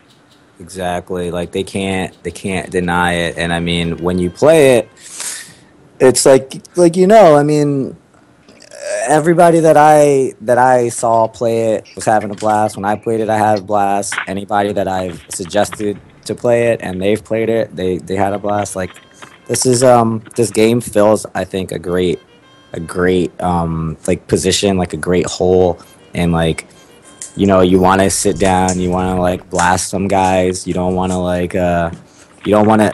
I mean, it's like it is like I guess like the midway point between like your first person shooter, your MOBA, and your fighting game, and like those are the most popular competitive games, and everybody that plays anything competitively, like always they're like a little bit into the other stuff, and they want to like I watch CS:GO, I watch StarCraft, I'm like, man, I wish I could rock in that. I wish I could just mess fools up. I wish I could go to like the international and mess some fools up or anything like that. So you get a lot of different things in the game, but it all still feels comfortable because it has so many different things going for it. Oh man, that's That's Okay, awesome. you're Yeah. gonna initiate with the knife, and we'll damage that guy. Okay. You're gonna be our. Watch out. Sorry. That's Fuck. okay, bud. I'm gonna initiate now. Oh, I got Phantom. Oh man, I'm almost dead. Okay, I gotta be careful. Oh, he got me. Thanks for the follow, Philip, and thanks for the follow, Unorthodox Tactic. We appreciate it. Do you guys, does our community, if you guys are in the chat, get us on Reddit. Reddit, everyone says you gotta get on Reddit. That's how things. Do you not have a subreddit? We do, but we don't. We just can't get. Like, I think Reddit is really user driven, not dev driven. And I think if we push stuff on Reddit, no one's gonna care because it's just yeah. So I think it has to come from the community. Yeah, it's got to be on our games Yes. as well. So you guys talk about this game, man. If you think it's interesting that a game made by like a bunch of guys in their basements is all of a sudden filling this crazy gap where dominated by giants like Dota and League of Legends and Smash Brothers and stuff, then get the conversation going because we need some help. But I think Reddit is the key for more people. Yeah, you're right about that. That'll be that's like a pretty consistent thing, and even for the fighting game community, like there wasn't a subreddit for a long time, and people kind of like mentioned it, and then like this R Kappa thing came up, and that's like not even representative of the competitive community. It's more representative of the spectators, but even that, it's just a place for people to always keep the conversation going, and I think that like does a lot. Do you nerf my war club? No. Oh yeah, I did nerf it. Oh man. I nerfed the distance. No, before it was broken. If you do the second shot, it went way too far. Oh, I mean So the now- damage. No, it didn't touch the damage. I feel weaker today. I feel like. We got some new follows: Cake Bomb, Tequila Shots, and I don't know if it's Ian Trees or Sean Trees. Oh, I'm dead. Either way, thanks so Sounds much, like a guys. party Really either way with appreciate those. Yeah, right. Cake bomb, tequila shots, and Trees. Ski, it's up to you. One's almost dead. Gunman's almost dead. All right, I'm just gonna do one of these. Oh no! Damn it! I keep doing that. Okay, let's throw it a little bit earlier. We got like 50 new followers today. That's awesome. Thanks, guys. Awesome. I think that we're gonna hit 1,000 followers if we keep that rate up. Mm-hmm.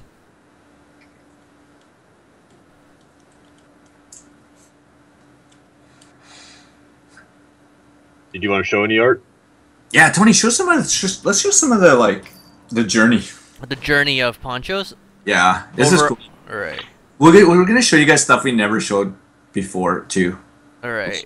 Like we made. Do we have the egg video somewhere? I do, but not for. I'm not handy for Tony right now, but I can. Oh man, we'll show that next week. We'll show like the very first prototype ever. Egg video was we animated the gameplay with just spheres of like how it would play, and it was just like us messing around with, yeah. And we call it egg videos just because they're like little eggs dodging around and. there's little eggs with guns like attached to the side of them. And they'd be like. It's so cool to see though, because it really illustrates like how basic the process starts. Yeah. So I'm just gonna start going over some of the drawings. Not even the early ones. They're not really organized in time. That would take way too long. But just some like how Ponchos came to be, and then I can go into a little bit more depth of like which the characters and all that stuff. But I'm just gonna switch the window. You guys can see my desktop. So yeah, like I'm just gonna go over these concepts. Hey Tony, sorry, one sec. Ski, normally we go until 1 o'clock. I don't know if that was prearranged with you. You okay to stick around for a bit, or do you need to jet? Another half hour? Is that what it is? Yeah. Well, Yeah. Is Totally one up of- to you, man. We just appreciate you stopping by, but we don't want to take your whole day. If you can hang out, great. If not, feel free to go. We appreciate No, it. I'm good for now. But if I need to jet between now and 1, I'll just let you know. Awesome. Cool, man. Thanks. Thanks. We should do this again sometime, Ski. It was fun. It's you're getting the hang. Oh, what'd you think of Kid Red, by the way? You know what? This I think you need to re-invite me again. I think I'm pressing the wrong button at the end of the match, but I think I remember this happening at Evo too, and it was like, oh yeah, you're right. Like now I don't have to be bad at aiming, and like now I can Yeah, actually hit people. it was the exact same progression at Evo. You were playing Wolf, and then you tried out Kid Red after. Yeah. So this is sweet. And because you got the aiming so down with the hardest character, you're hitting everything with Kid Red. Yeah. Definitely. I'm totally down to do this again sometime. I like this game. I might even try to get somebody to play with me. Awesome. I love that chandelier in that one. Oh yeah, it's awesome. So I'm just going through the slides, guys. So these are like the early saloon level kind of concepts, and then there's a graveyard museum, and then this is the beginning of Kit Red's ranch. It's pretty funny. It's all burnt down. There's another drawing of it. No, Trainwreck's actually really cool. It's the first thing I worked on when I started with Switchblade Monkeys, and they're like, we need to make this level. That's when you proved yourself, Tony. We were blown away when we saw it. The Trainwreck. Some of these images actually the Trainwreck one was actually drawn by the Darkest Dungeon creative director. He was helping us out for a little bit. It's pretty cool.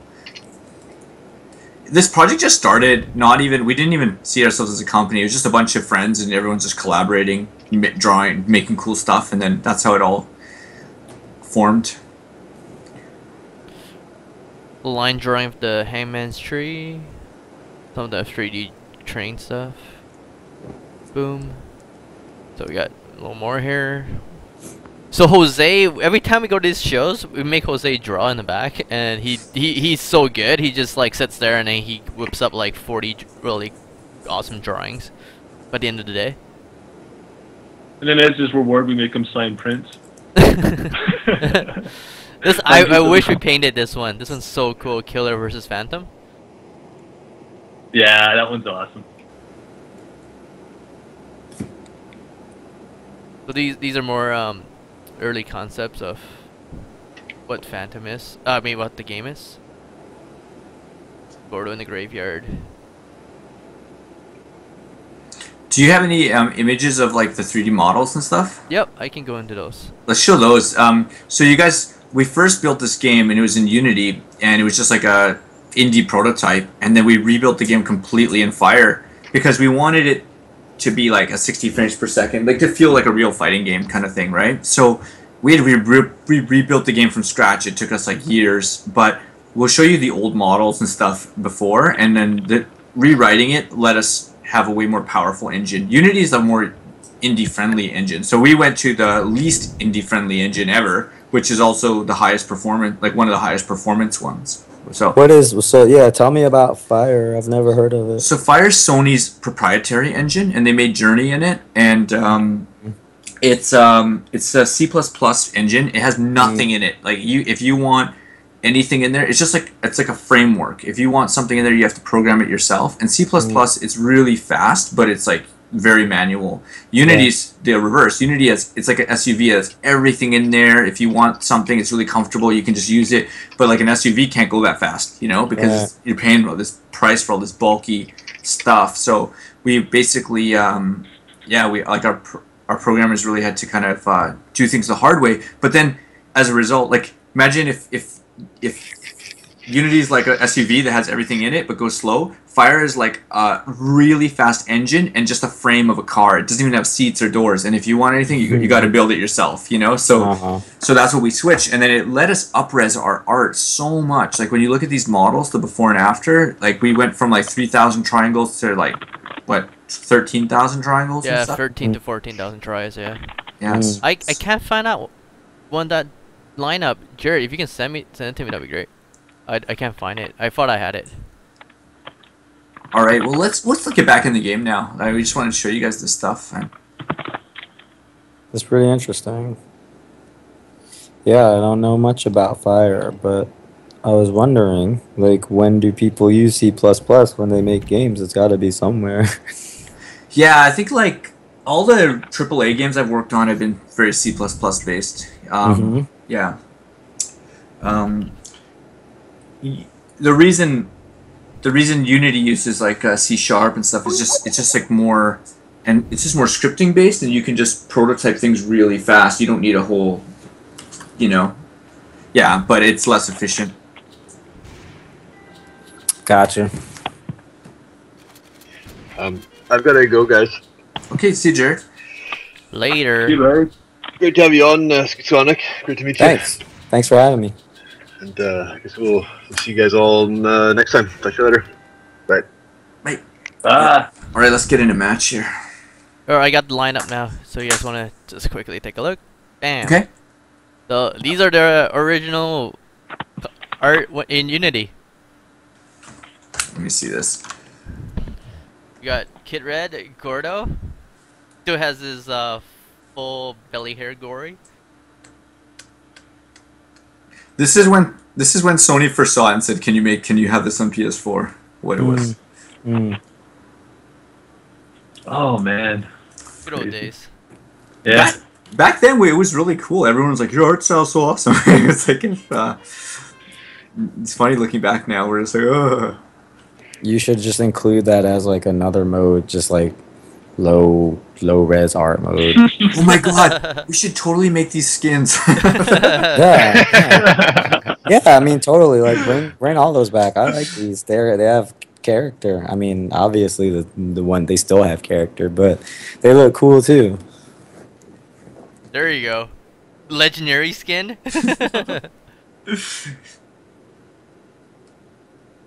Man, you guys haven't been swearing since I put the swear jar back up. You missed a couple. I think we're up to 5. I think SkiSonic has a few good swears up his sleeve. Yes, I think they're mostly SkiSonic, and I'm pretty disappointed in like Gamer Husband 0. 0. Kaylee and Gamer Husband really dropped the ball on the dad joke counter this week. That's true. You hear that, Gamer Hus? We gotta up our game, buddy. What's wrong with you guys? Come We on. do have one. We had one dad joke. Yusuf dropped a dad joke. Was that a dad joke or was this a It was a good- bad I think it was a good it joke. was a good joke. It wasn't even a dad joke. No, it could have been a good joke. It's so good I make it into 2 dad jokes. So this time I'm picking the wolf. Did you notice anything like when I was Killer, how the playstyle of that character?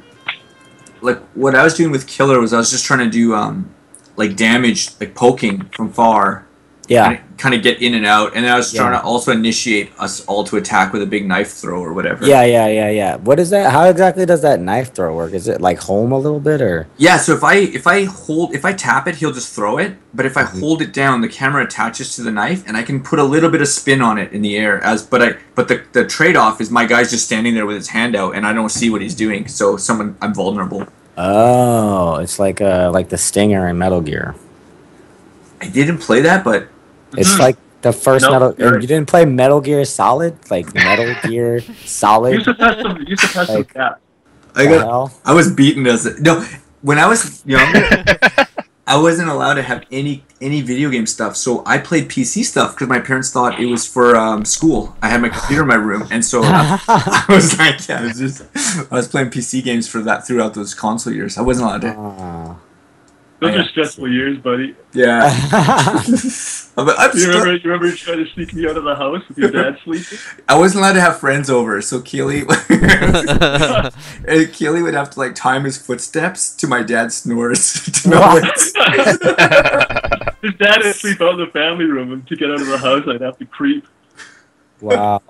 Wow, that somehow I feel like the fighting game community will like you more for that story. So just find a way to bring that story out when you have this game at events, then I think it might work in your favor. Okay. Who knew, eh? Who knew all those loser geek stories would pay off someday? We know Look at all me now, about Paul. being, yeah, exactly, right? We know all about being degenerate geeks, man. It's like our wheelhouse. Tony, did you give them 2 pity dad jokes? Yeah.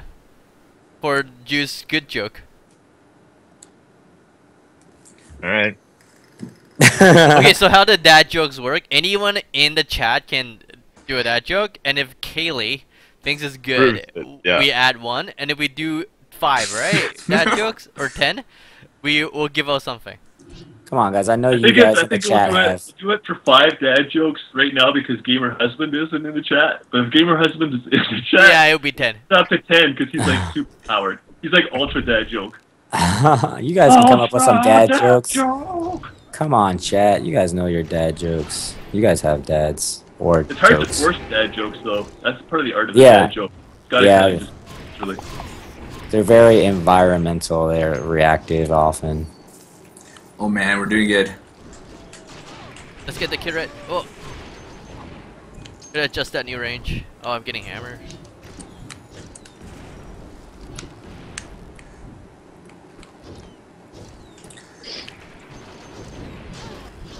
Metal Gear Solid 1 was released for PC? No. No, PS4, PS2. Oh, One. PS1. Yeah, But PS1. it might have came out on PC like later, but definitely not not for quite some time. PlayStation 1 exclusive for majority of its life. Ooh,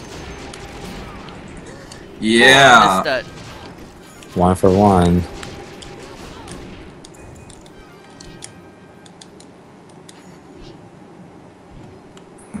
I'll get him. Oh. Oh man. He won?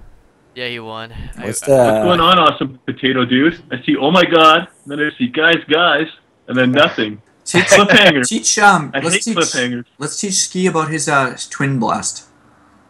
Do you know what the Oh yeah. There's the stronger one when they're up close. That's what I need to be using. you can stun them and then you can switch and really quickly combo them. Oh, nice. Oh, okay. Okay, I'm gonna try and chip them down with some crits if I can. Yeah, 1, 2. Okay, that was good. I'm just eating dynamite here. I'm hungry.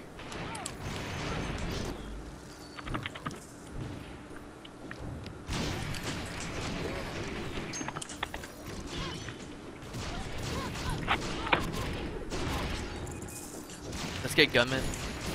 Nice one. work. Nice work. Nice work, Ski.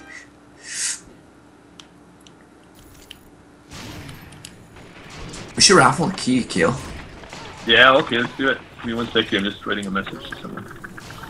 Oh wow, it bounced into the house. Nice. What? All right, that's good to know. That's trick shot waiting to happen. Oh my god, I'm almost dead. Run to us. Run to us. Oh, this guy's flanking me. I'll come the other way. Oh, he didn't chase. Yeah, from the left. He's coming Yeah. straight down. Knife, He's got knife, this- knife. Yeah. You should press killer. Oh, you got me. Sorry, guys.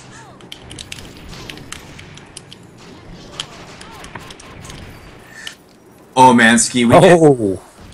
every day we get complaints that every character is OP. Oh yeah, of course. Naturally. Like I've forgotten to think every character is OP. Of course. That just means your It's game's balanced. good. Characters are good. Nice work. Nice. Oh my god, that was so close. What did he hit me with? With a shot, he just shot you. Damn it. I was not gonna kill him because I hit him with all of my bullets. But I was like, alright, I hope this is enough. It was not.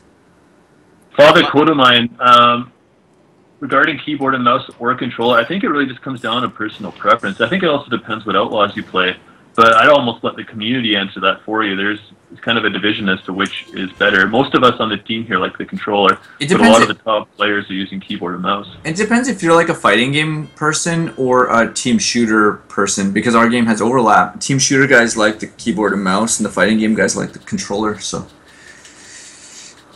Yeah, I'm gonna try it with the mouse at some point just to see if cause you're aiming with the mouse, right? mhm.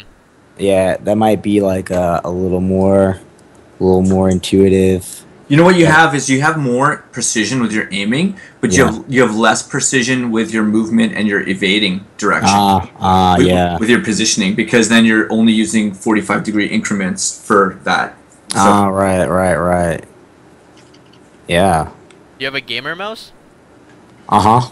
You I can have a try Sally playing. mouse. You can try playing with the controller and program all the keys on your mouse, so you can do both. Whoa. I know one person I think on I forgot his name, but one person was chatting with me, and he's like, I've been doing that, and it's awesome. But he has like those like MMO mouse, which has like 16 keys on it. Tony sent Ski another invite. I think he got lost.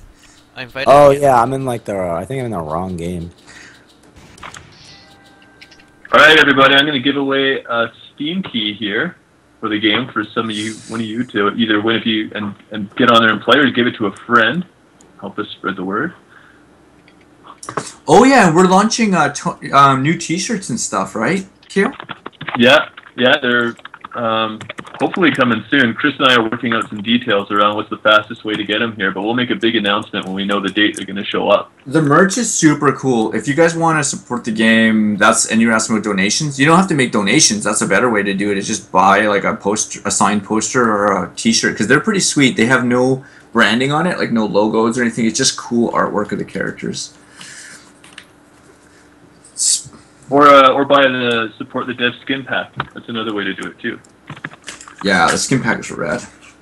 And for those of you that don't want to buy those, you can unlock them in game for free, but through hard work. You can't get all of them though. You can get just a couple that way. But Cool. Since no one in chat is doing a dad joke, I'm gonna post one.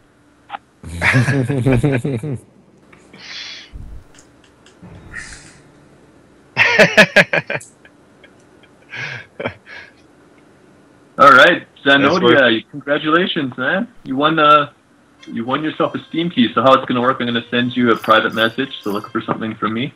If it's not in your inbox, check your other folder.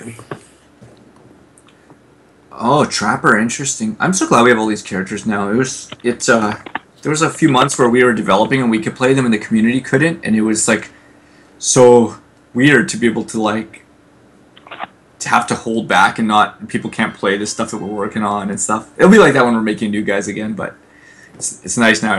Everything's on the table. No one liked my dad joke. I liked it. Oh, thanks. I laughed.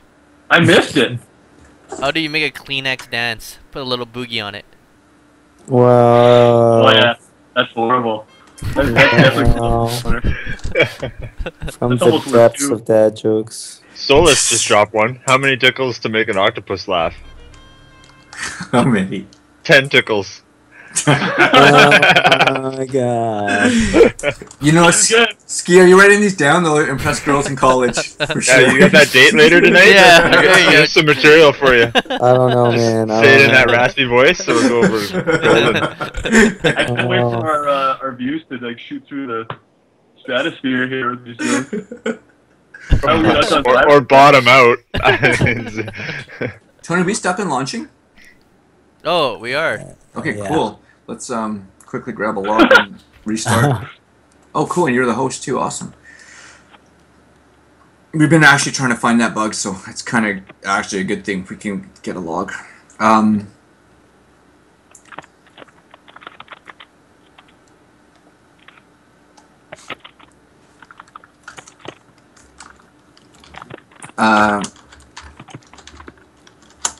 Okay, I am going to return to match setup. Okay, and you grabbed the log, Tone? Yes, I did. Sweet. And I can't spell launching. I spell it lunching. Stuck. That's good. Stuck on launching screen. SkiSonic, are you stuck there or? Let me go to main menu, and then I think you can just re-invite here. Right. I was stuck there. Ski, did you know there's a 1v1 mode in this game? I heard about it. I haven't tried it yet. It's cool. We put it in as a way. Sometimes like really good players, we just wanted them to be able to have grudge matches or throw down that kind of stuff. But it's pretty fun. It's I definitely like the 3v3 best, but sometimes it's a crazy change to go into 1v1. Yeah, I mean that's definitely like. Am I in the party now? Yep. Okay, yeah. So, I mean that happens in like Dota all the time. It's like, oh, you think you're good? Like 1v1 me all mid, you know. So that's good that you already have the mode out the gate to facilitate that kind of thing. Some throwdowns. All right, Kaylee, you gotta judge these jokes. Did my joke get a point? The Your Kleenex joke one? should definitely get a point, Tony. That was like a mega dad joke. Okay. So what about the octopus one? Yeah, Oh for yeah, sure. that one was good for sure. Those aren't even dad jokes. Those are like little kid jokes. Like, Yeah, but that's what dads tell. That's what dad jokes are the for. point. oh, I see. Okay. Yeah. So Missing And then Bear they has just one. keep telling them. Missing Bear has one. What do sodas call their father? Pop. Oh, I don't know. No, you delivered that actually perfectly because if So you let dry? us think about it, whoa, man, stop! That's next level, man. No, that was actually like the pun on top of the pun. No, it was that you didn't give us time to think about it because like if you let us think about that one for 3 more seconds, it would have been obvious. But since you said it just then, I'm gonna give props to the joke teller rather than the joke writer. So good job there. I start new counter. You think you nailed that one? we just got commentating analysis on a dead joke from SkiSonic. That's awesome. Yes. This is the new FGC like dad joke off. Pro Yeah. breakdowns on dead jokes. You commentate the commentator? Yeah, I'm really big in a comedy too. So like I like to critique jokes. You know what? That's awesome. I'm an animator. So a lot of being an animator is trying to break down comedy and why Bugs Bunny's funny when he does something. Ah. Why it's not funny if it's 2 frames later or something. Yeah. So Yeah. I totally get you. It's just like a whole science between why the heck do people laugh? Yeah. Oh yeah. All right, we ready to go? Are we waiting for players? Waiting for players. Searching. Oh, everybody, there's a little 1v1 tournament some guys in the community are putting on today. Koala Dragon just posted a link to it, so feel free to click on the link and hop on. It's in an hour apparently. Oh, hour and 15. Yeah, go show that you're the best in this game. Body these fools. 1v1 champ. And then once you're the 1v1 champ, then you can go tell everybody that like 1v1 is the only legit mode. That's like the real mode. This is what the real players play, and you're the best. That's how you do it. That's how you build things with you at the top. In Street Fighter, do they ever have like moves that you're not supposed to use or that are like bad, like etiquette to use? No. Well, okay, yes and no. So, if a move is like super trash and you use it and you hit somebody with it, then that's kind of like, whoa, man, you hit me with hooligan flip, and like the guy's like, yeah, I hit you with hooligan, then like I should actually win the game right now. The game should be over because you just got hit by hooligan, and that's a move that you could just duck. But through the years, they've like tried to take out moves that are just bad and like don't really have much good use. So the things that are bad as far as etiquette is concerned is like for competitive players, like especially in Japan, this has been a thing. Like certain characters would be quote unquote soft banned, and they would just be characters that wouldn't be played in tournaments. And it's particularly like Vega and Osagat, who are characters that were just played in tournaments regularly here.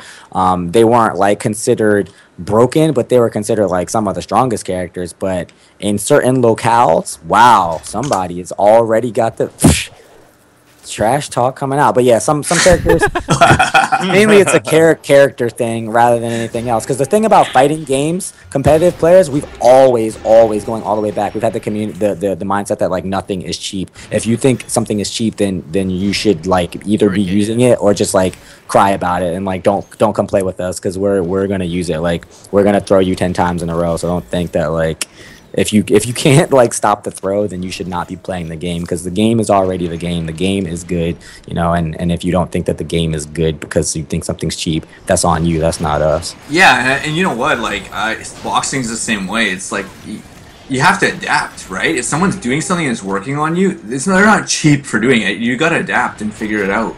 Yeah, there's the rules of the game, right? And if you're like, it's with boxing, you could actually cheat. But there's things that are kind of like between the rules, you know, like okay, the ref's here, then I got this angle so I can like hit him kind of low like right now a few times, and everybody kind of accepts it. It's just part of it.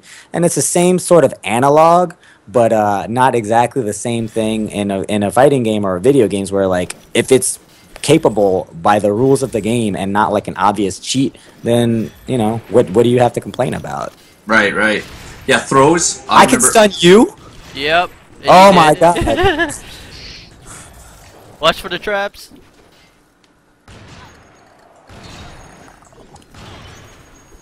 This guy is trying to fire me up out here. I'm gonna shoot Matador with a crit. Yeah, double crit. Knife. Oh. Yeah, it used to happen in Soul Calibur. They used to do like 3 throws in a row or something, Yeah, and then they send a message and be like, "Oh, you're so cheap," and it's like, Oh my god. why don't you just learn how to?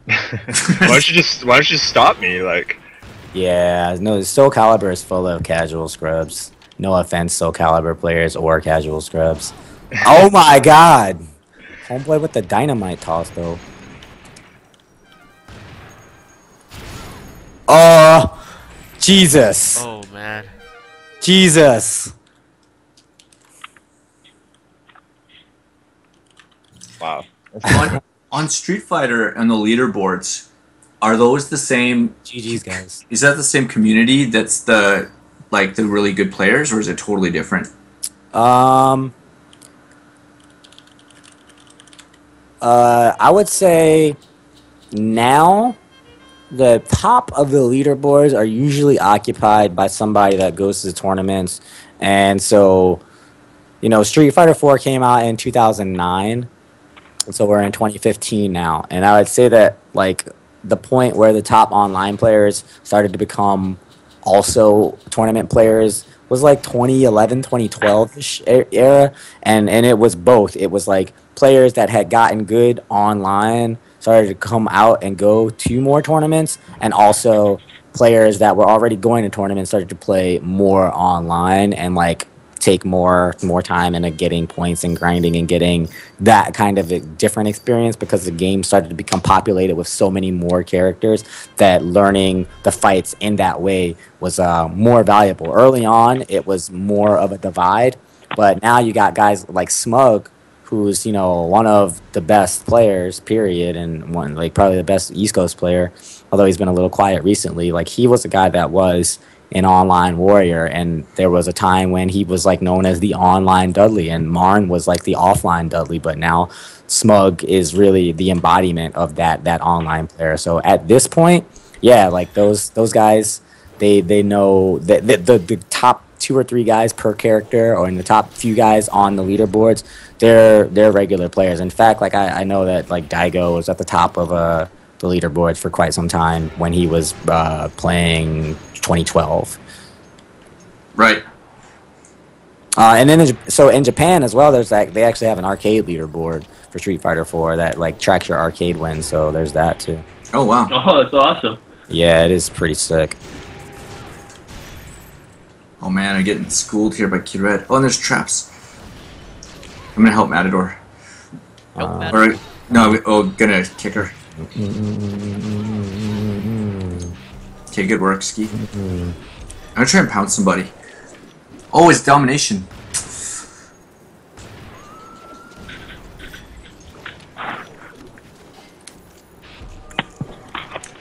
Man, Wolf is so cool. Ah!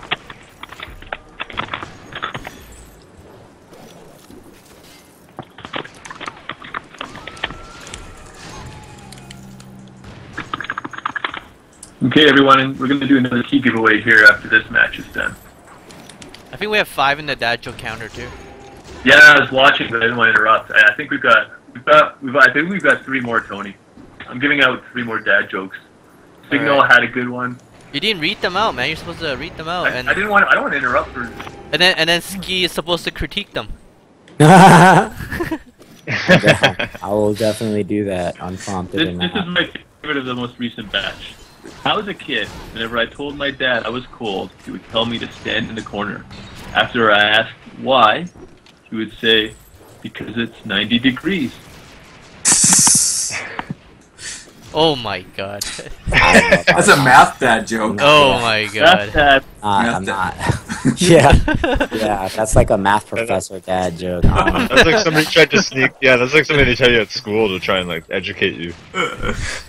That's the Neil deGrasse Tyson joke. Blam, blam, blam, blam, blam, son. Get wet up. Blam, son. Blam, blam, blam, blam, blam, blam, blam. Yeah, this guy is a little more like straightforward. But I see, like, you know, there's a little bit of a limitation with range and power. Did you know about his dynamite attach? Yes, that was what the dude did at Evo, and I was like, I don't know what just happened, but you're amazing. So if you run up to him with your dynamite and press R1, and you can attach it, so you can dive roll right next to him, do it, and then get out. But it costs a stamina unit, so you gotta make sure you have stamina. But it'll stick it on him. Oh, the dynamite drop itself costs a stamina unit. If you stick it, yeah. The attachment, yeah. Throwing it does. Yeah, throwing it doesn't take stamina. Gotcha. We made everything that we just didn't want anything to be spammable, you know. So some things that. Oh yeah, we're totally gonna dominate these guys. So what's the other two, Kaylee? 1 sec, I'll go back.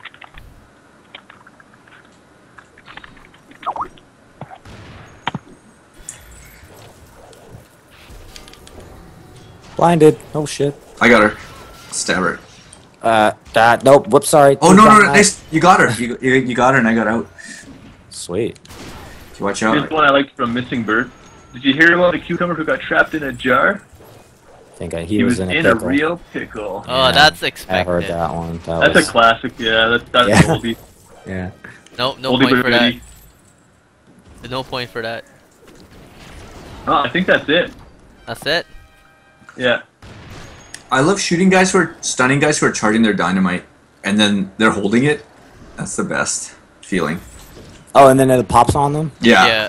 Oh, that's interesting. Yeah. See, that's cool shit. Like, I love that kind of stuff about this game.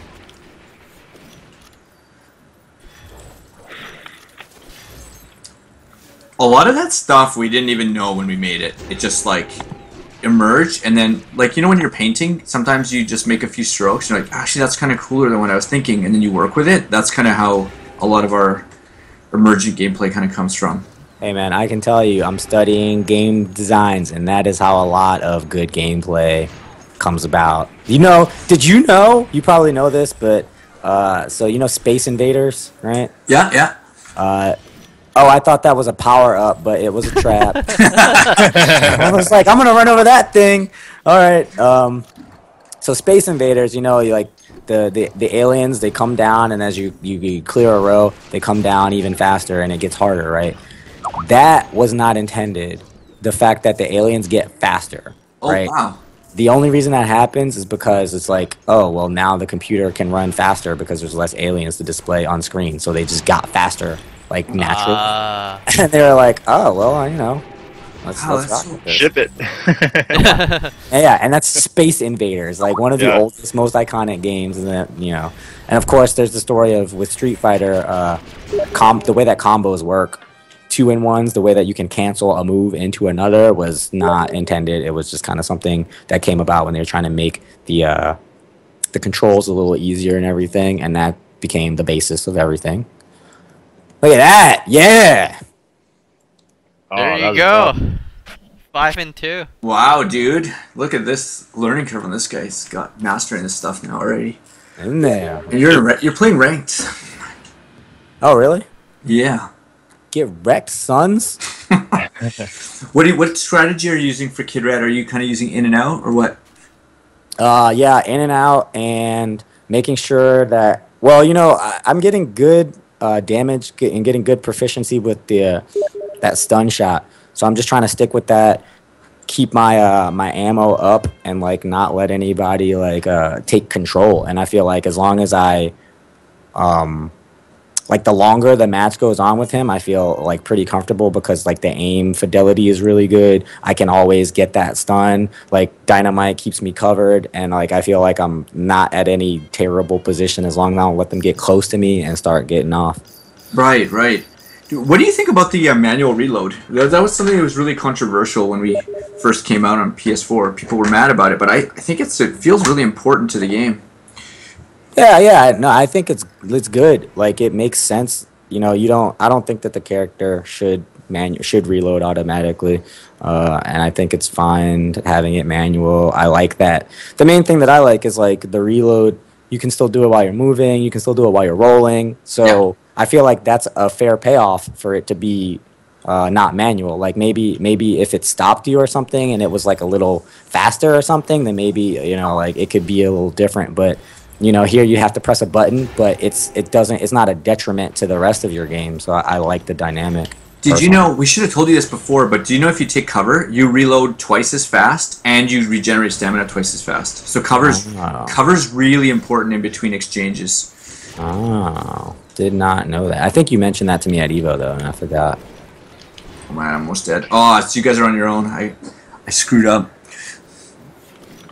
Okay, guys, I'm gonna have to take off, but before I go, I want to.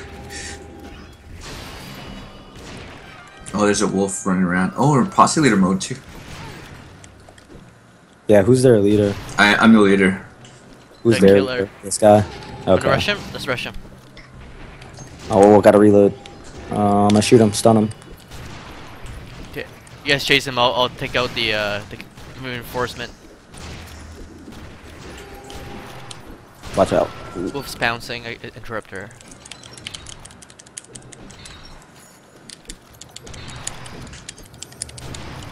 How are you doing, Hughes? I'm doing good. I got a grit. I got full health. Couldn't be better. Oh, you just ran into there. Oh my god. Okay, Phantom's almost dead. I'll let you take care of him.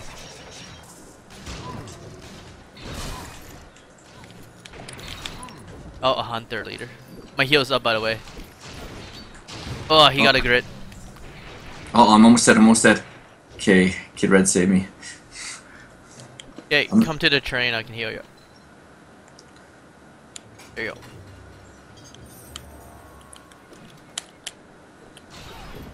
What stunned me?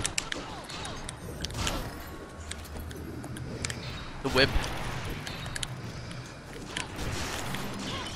Oh my god, the knife throw.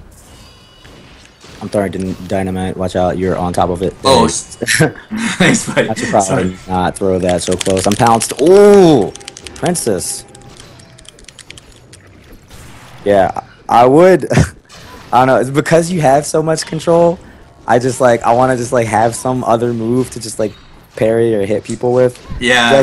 It's not like it's not a criticism. It's just more like, damn, I'm salty because the guy got on me and closed the gap.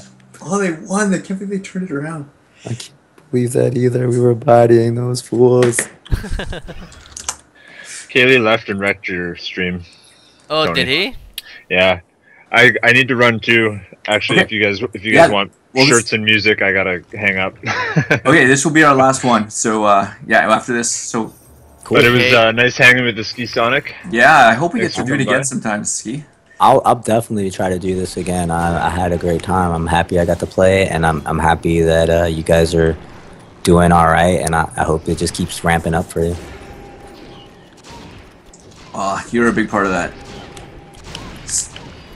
Hopefully we can get your buddies that are big fighting game communities checking it out. That'd be so fun. I definitely got a few people that are down, and I feel like, you know, once they play it, they're definitely gonna have a blast. Like, especially, I mean, now, like I hadn't played the 3v3 mode before, and I have a lot of League of Legends friends that are that play that game, and I try to tell them, like, dude, you need to play a game where you can actually like be powerful. And so I play a lot of Dota, and Dota is a little bit like overwhelming. There's a lot of just esoteric rules in that game that they're actually trying to work to get out because it's just been so long. But this is a game where like you can feel powerful, and you don't have to feel like it's going to take years to learn a bunch of things. Like, it's more skill based. Like, you can get in, and you know that somebody's better than you, but you feel like, well, if I actually perform better, you know, and through facilities that are available to me, if I move smarter, if I aim better, then maybe I can get that win. So I mean, I feel like for people that I know, when they play this, they'll definitely like take to it and they'll wanna play more. We tell a lot of way we connect with MOBA people if they. Oh, I should have gave you that. I'm sorry. I'm an idiot. We tell them it's like everything's a skill shot, and then they kind of get it. You know, if we. Yeah.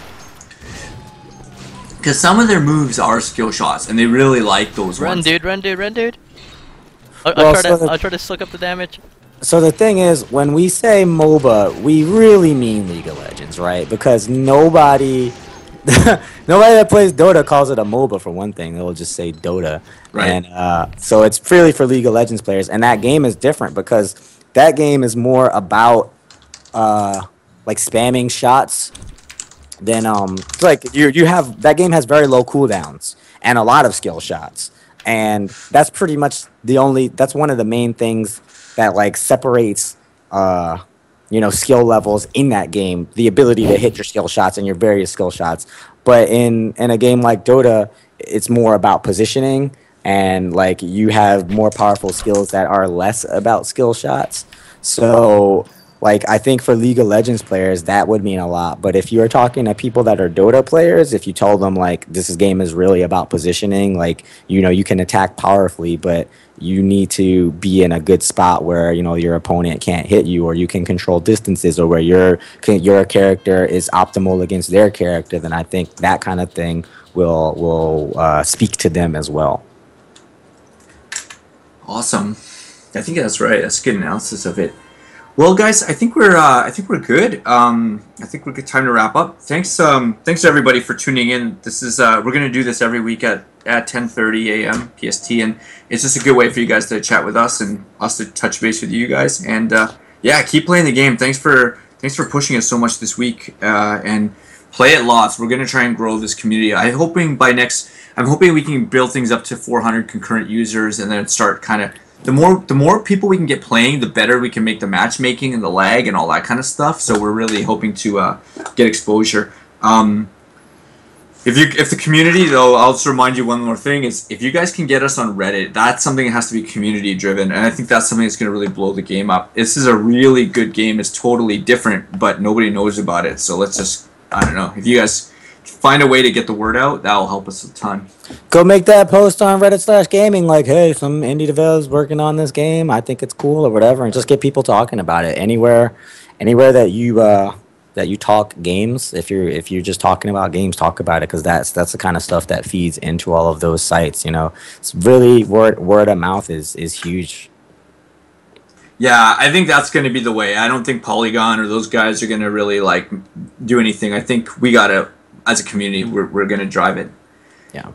All right, guys. We just got a new follower too, so I want to shout out to him, Mr. Tankman 23. Thanks for following us.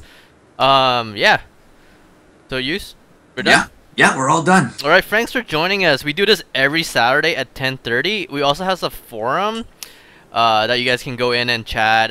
But right now, like, go on the Steam review page. Write us a review. Get that number high, and then new players or new people that were interested in the game will check out those reviews, and maybe they'll get the game.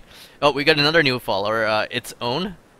Thanks for following. I'm gonna shut this thing down, and we'll see you guys next week. Bye, everybody. Bye, Ski. Thanks again.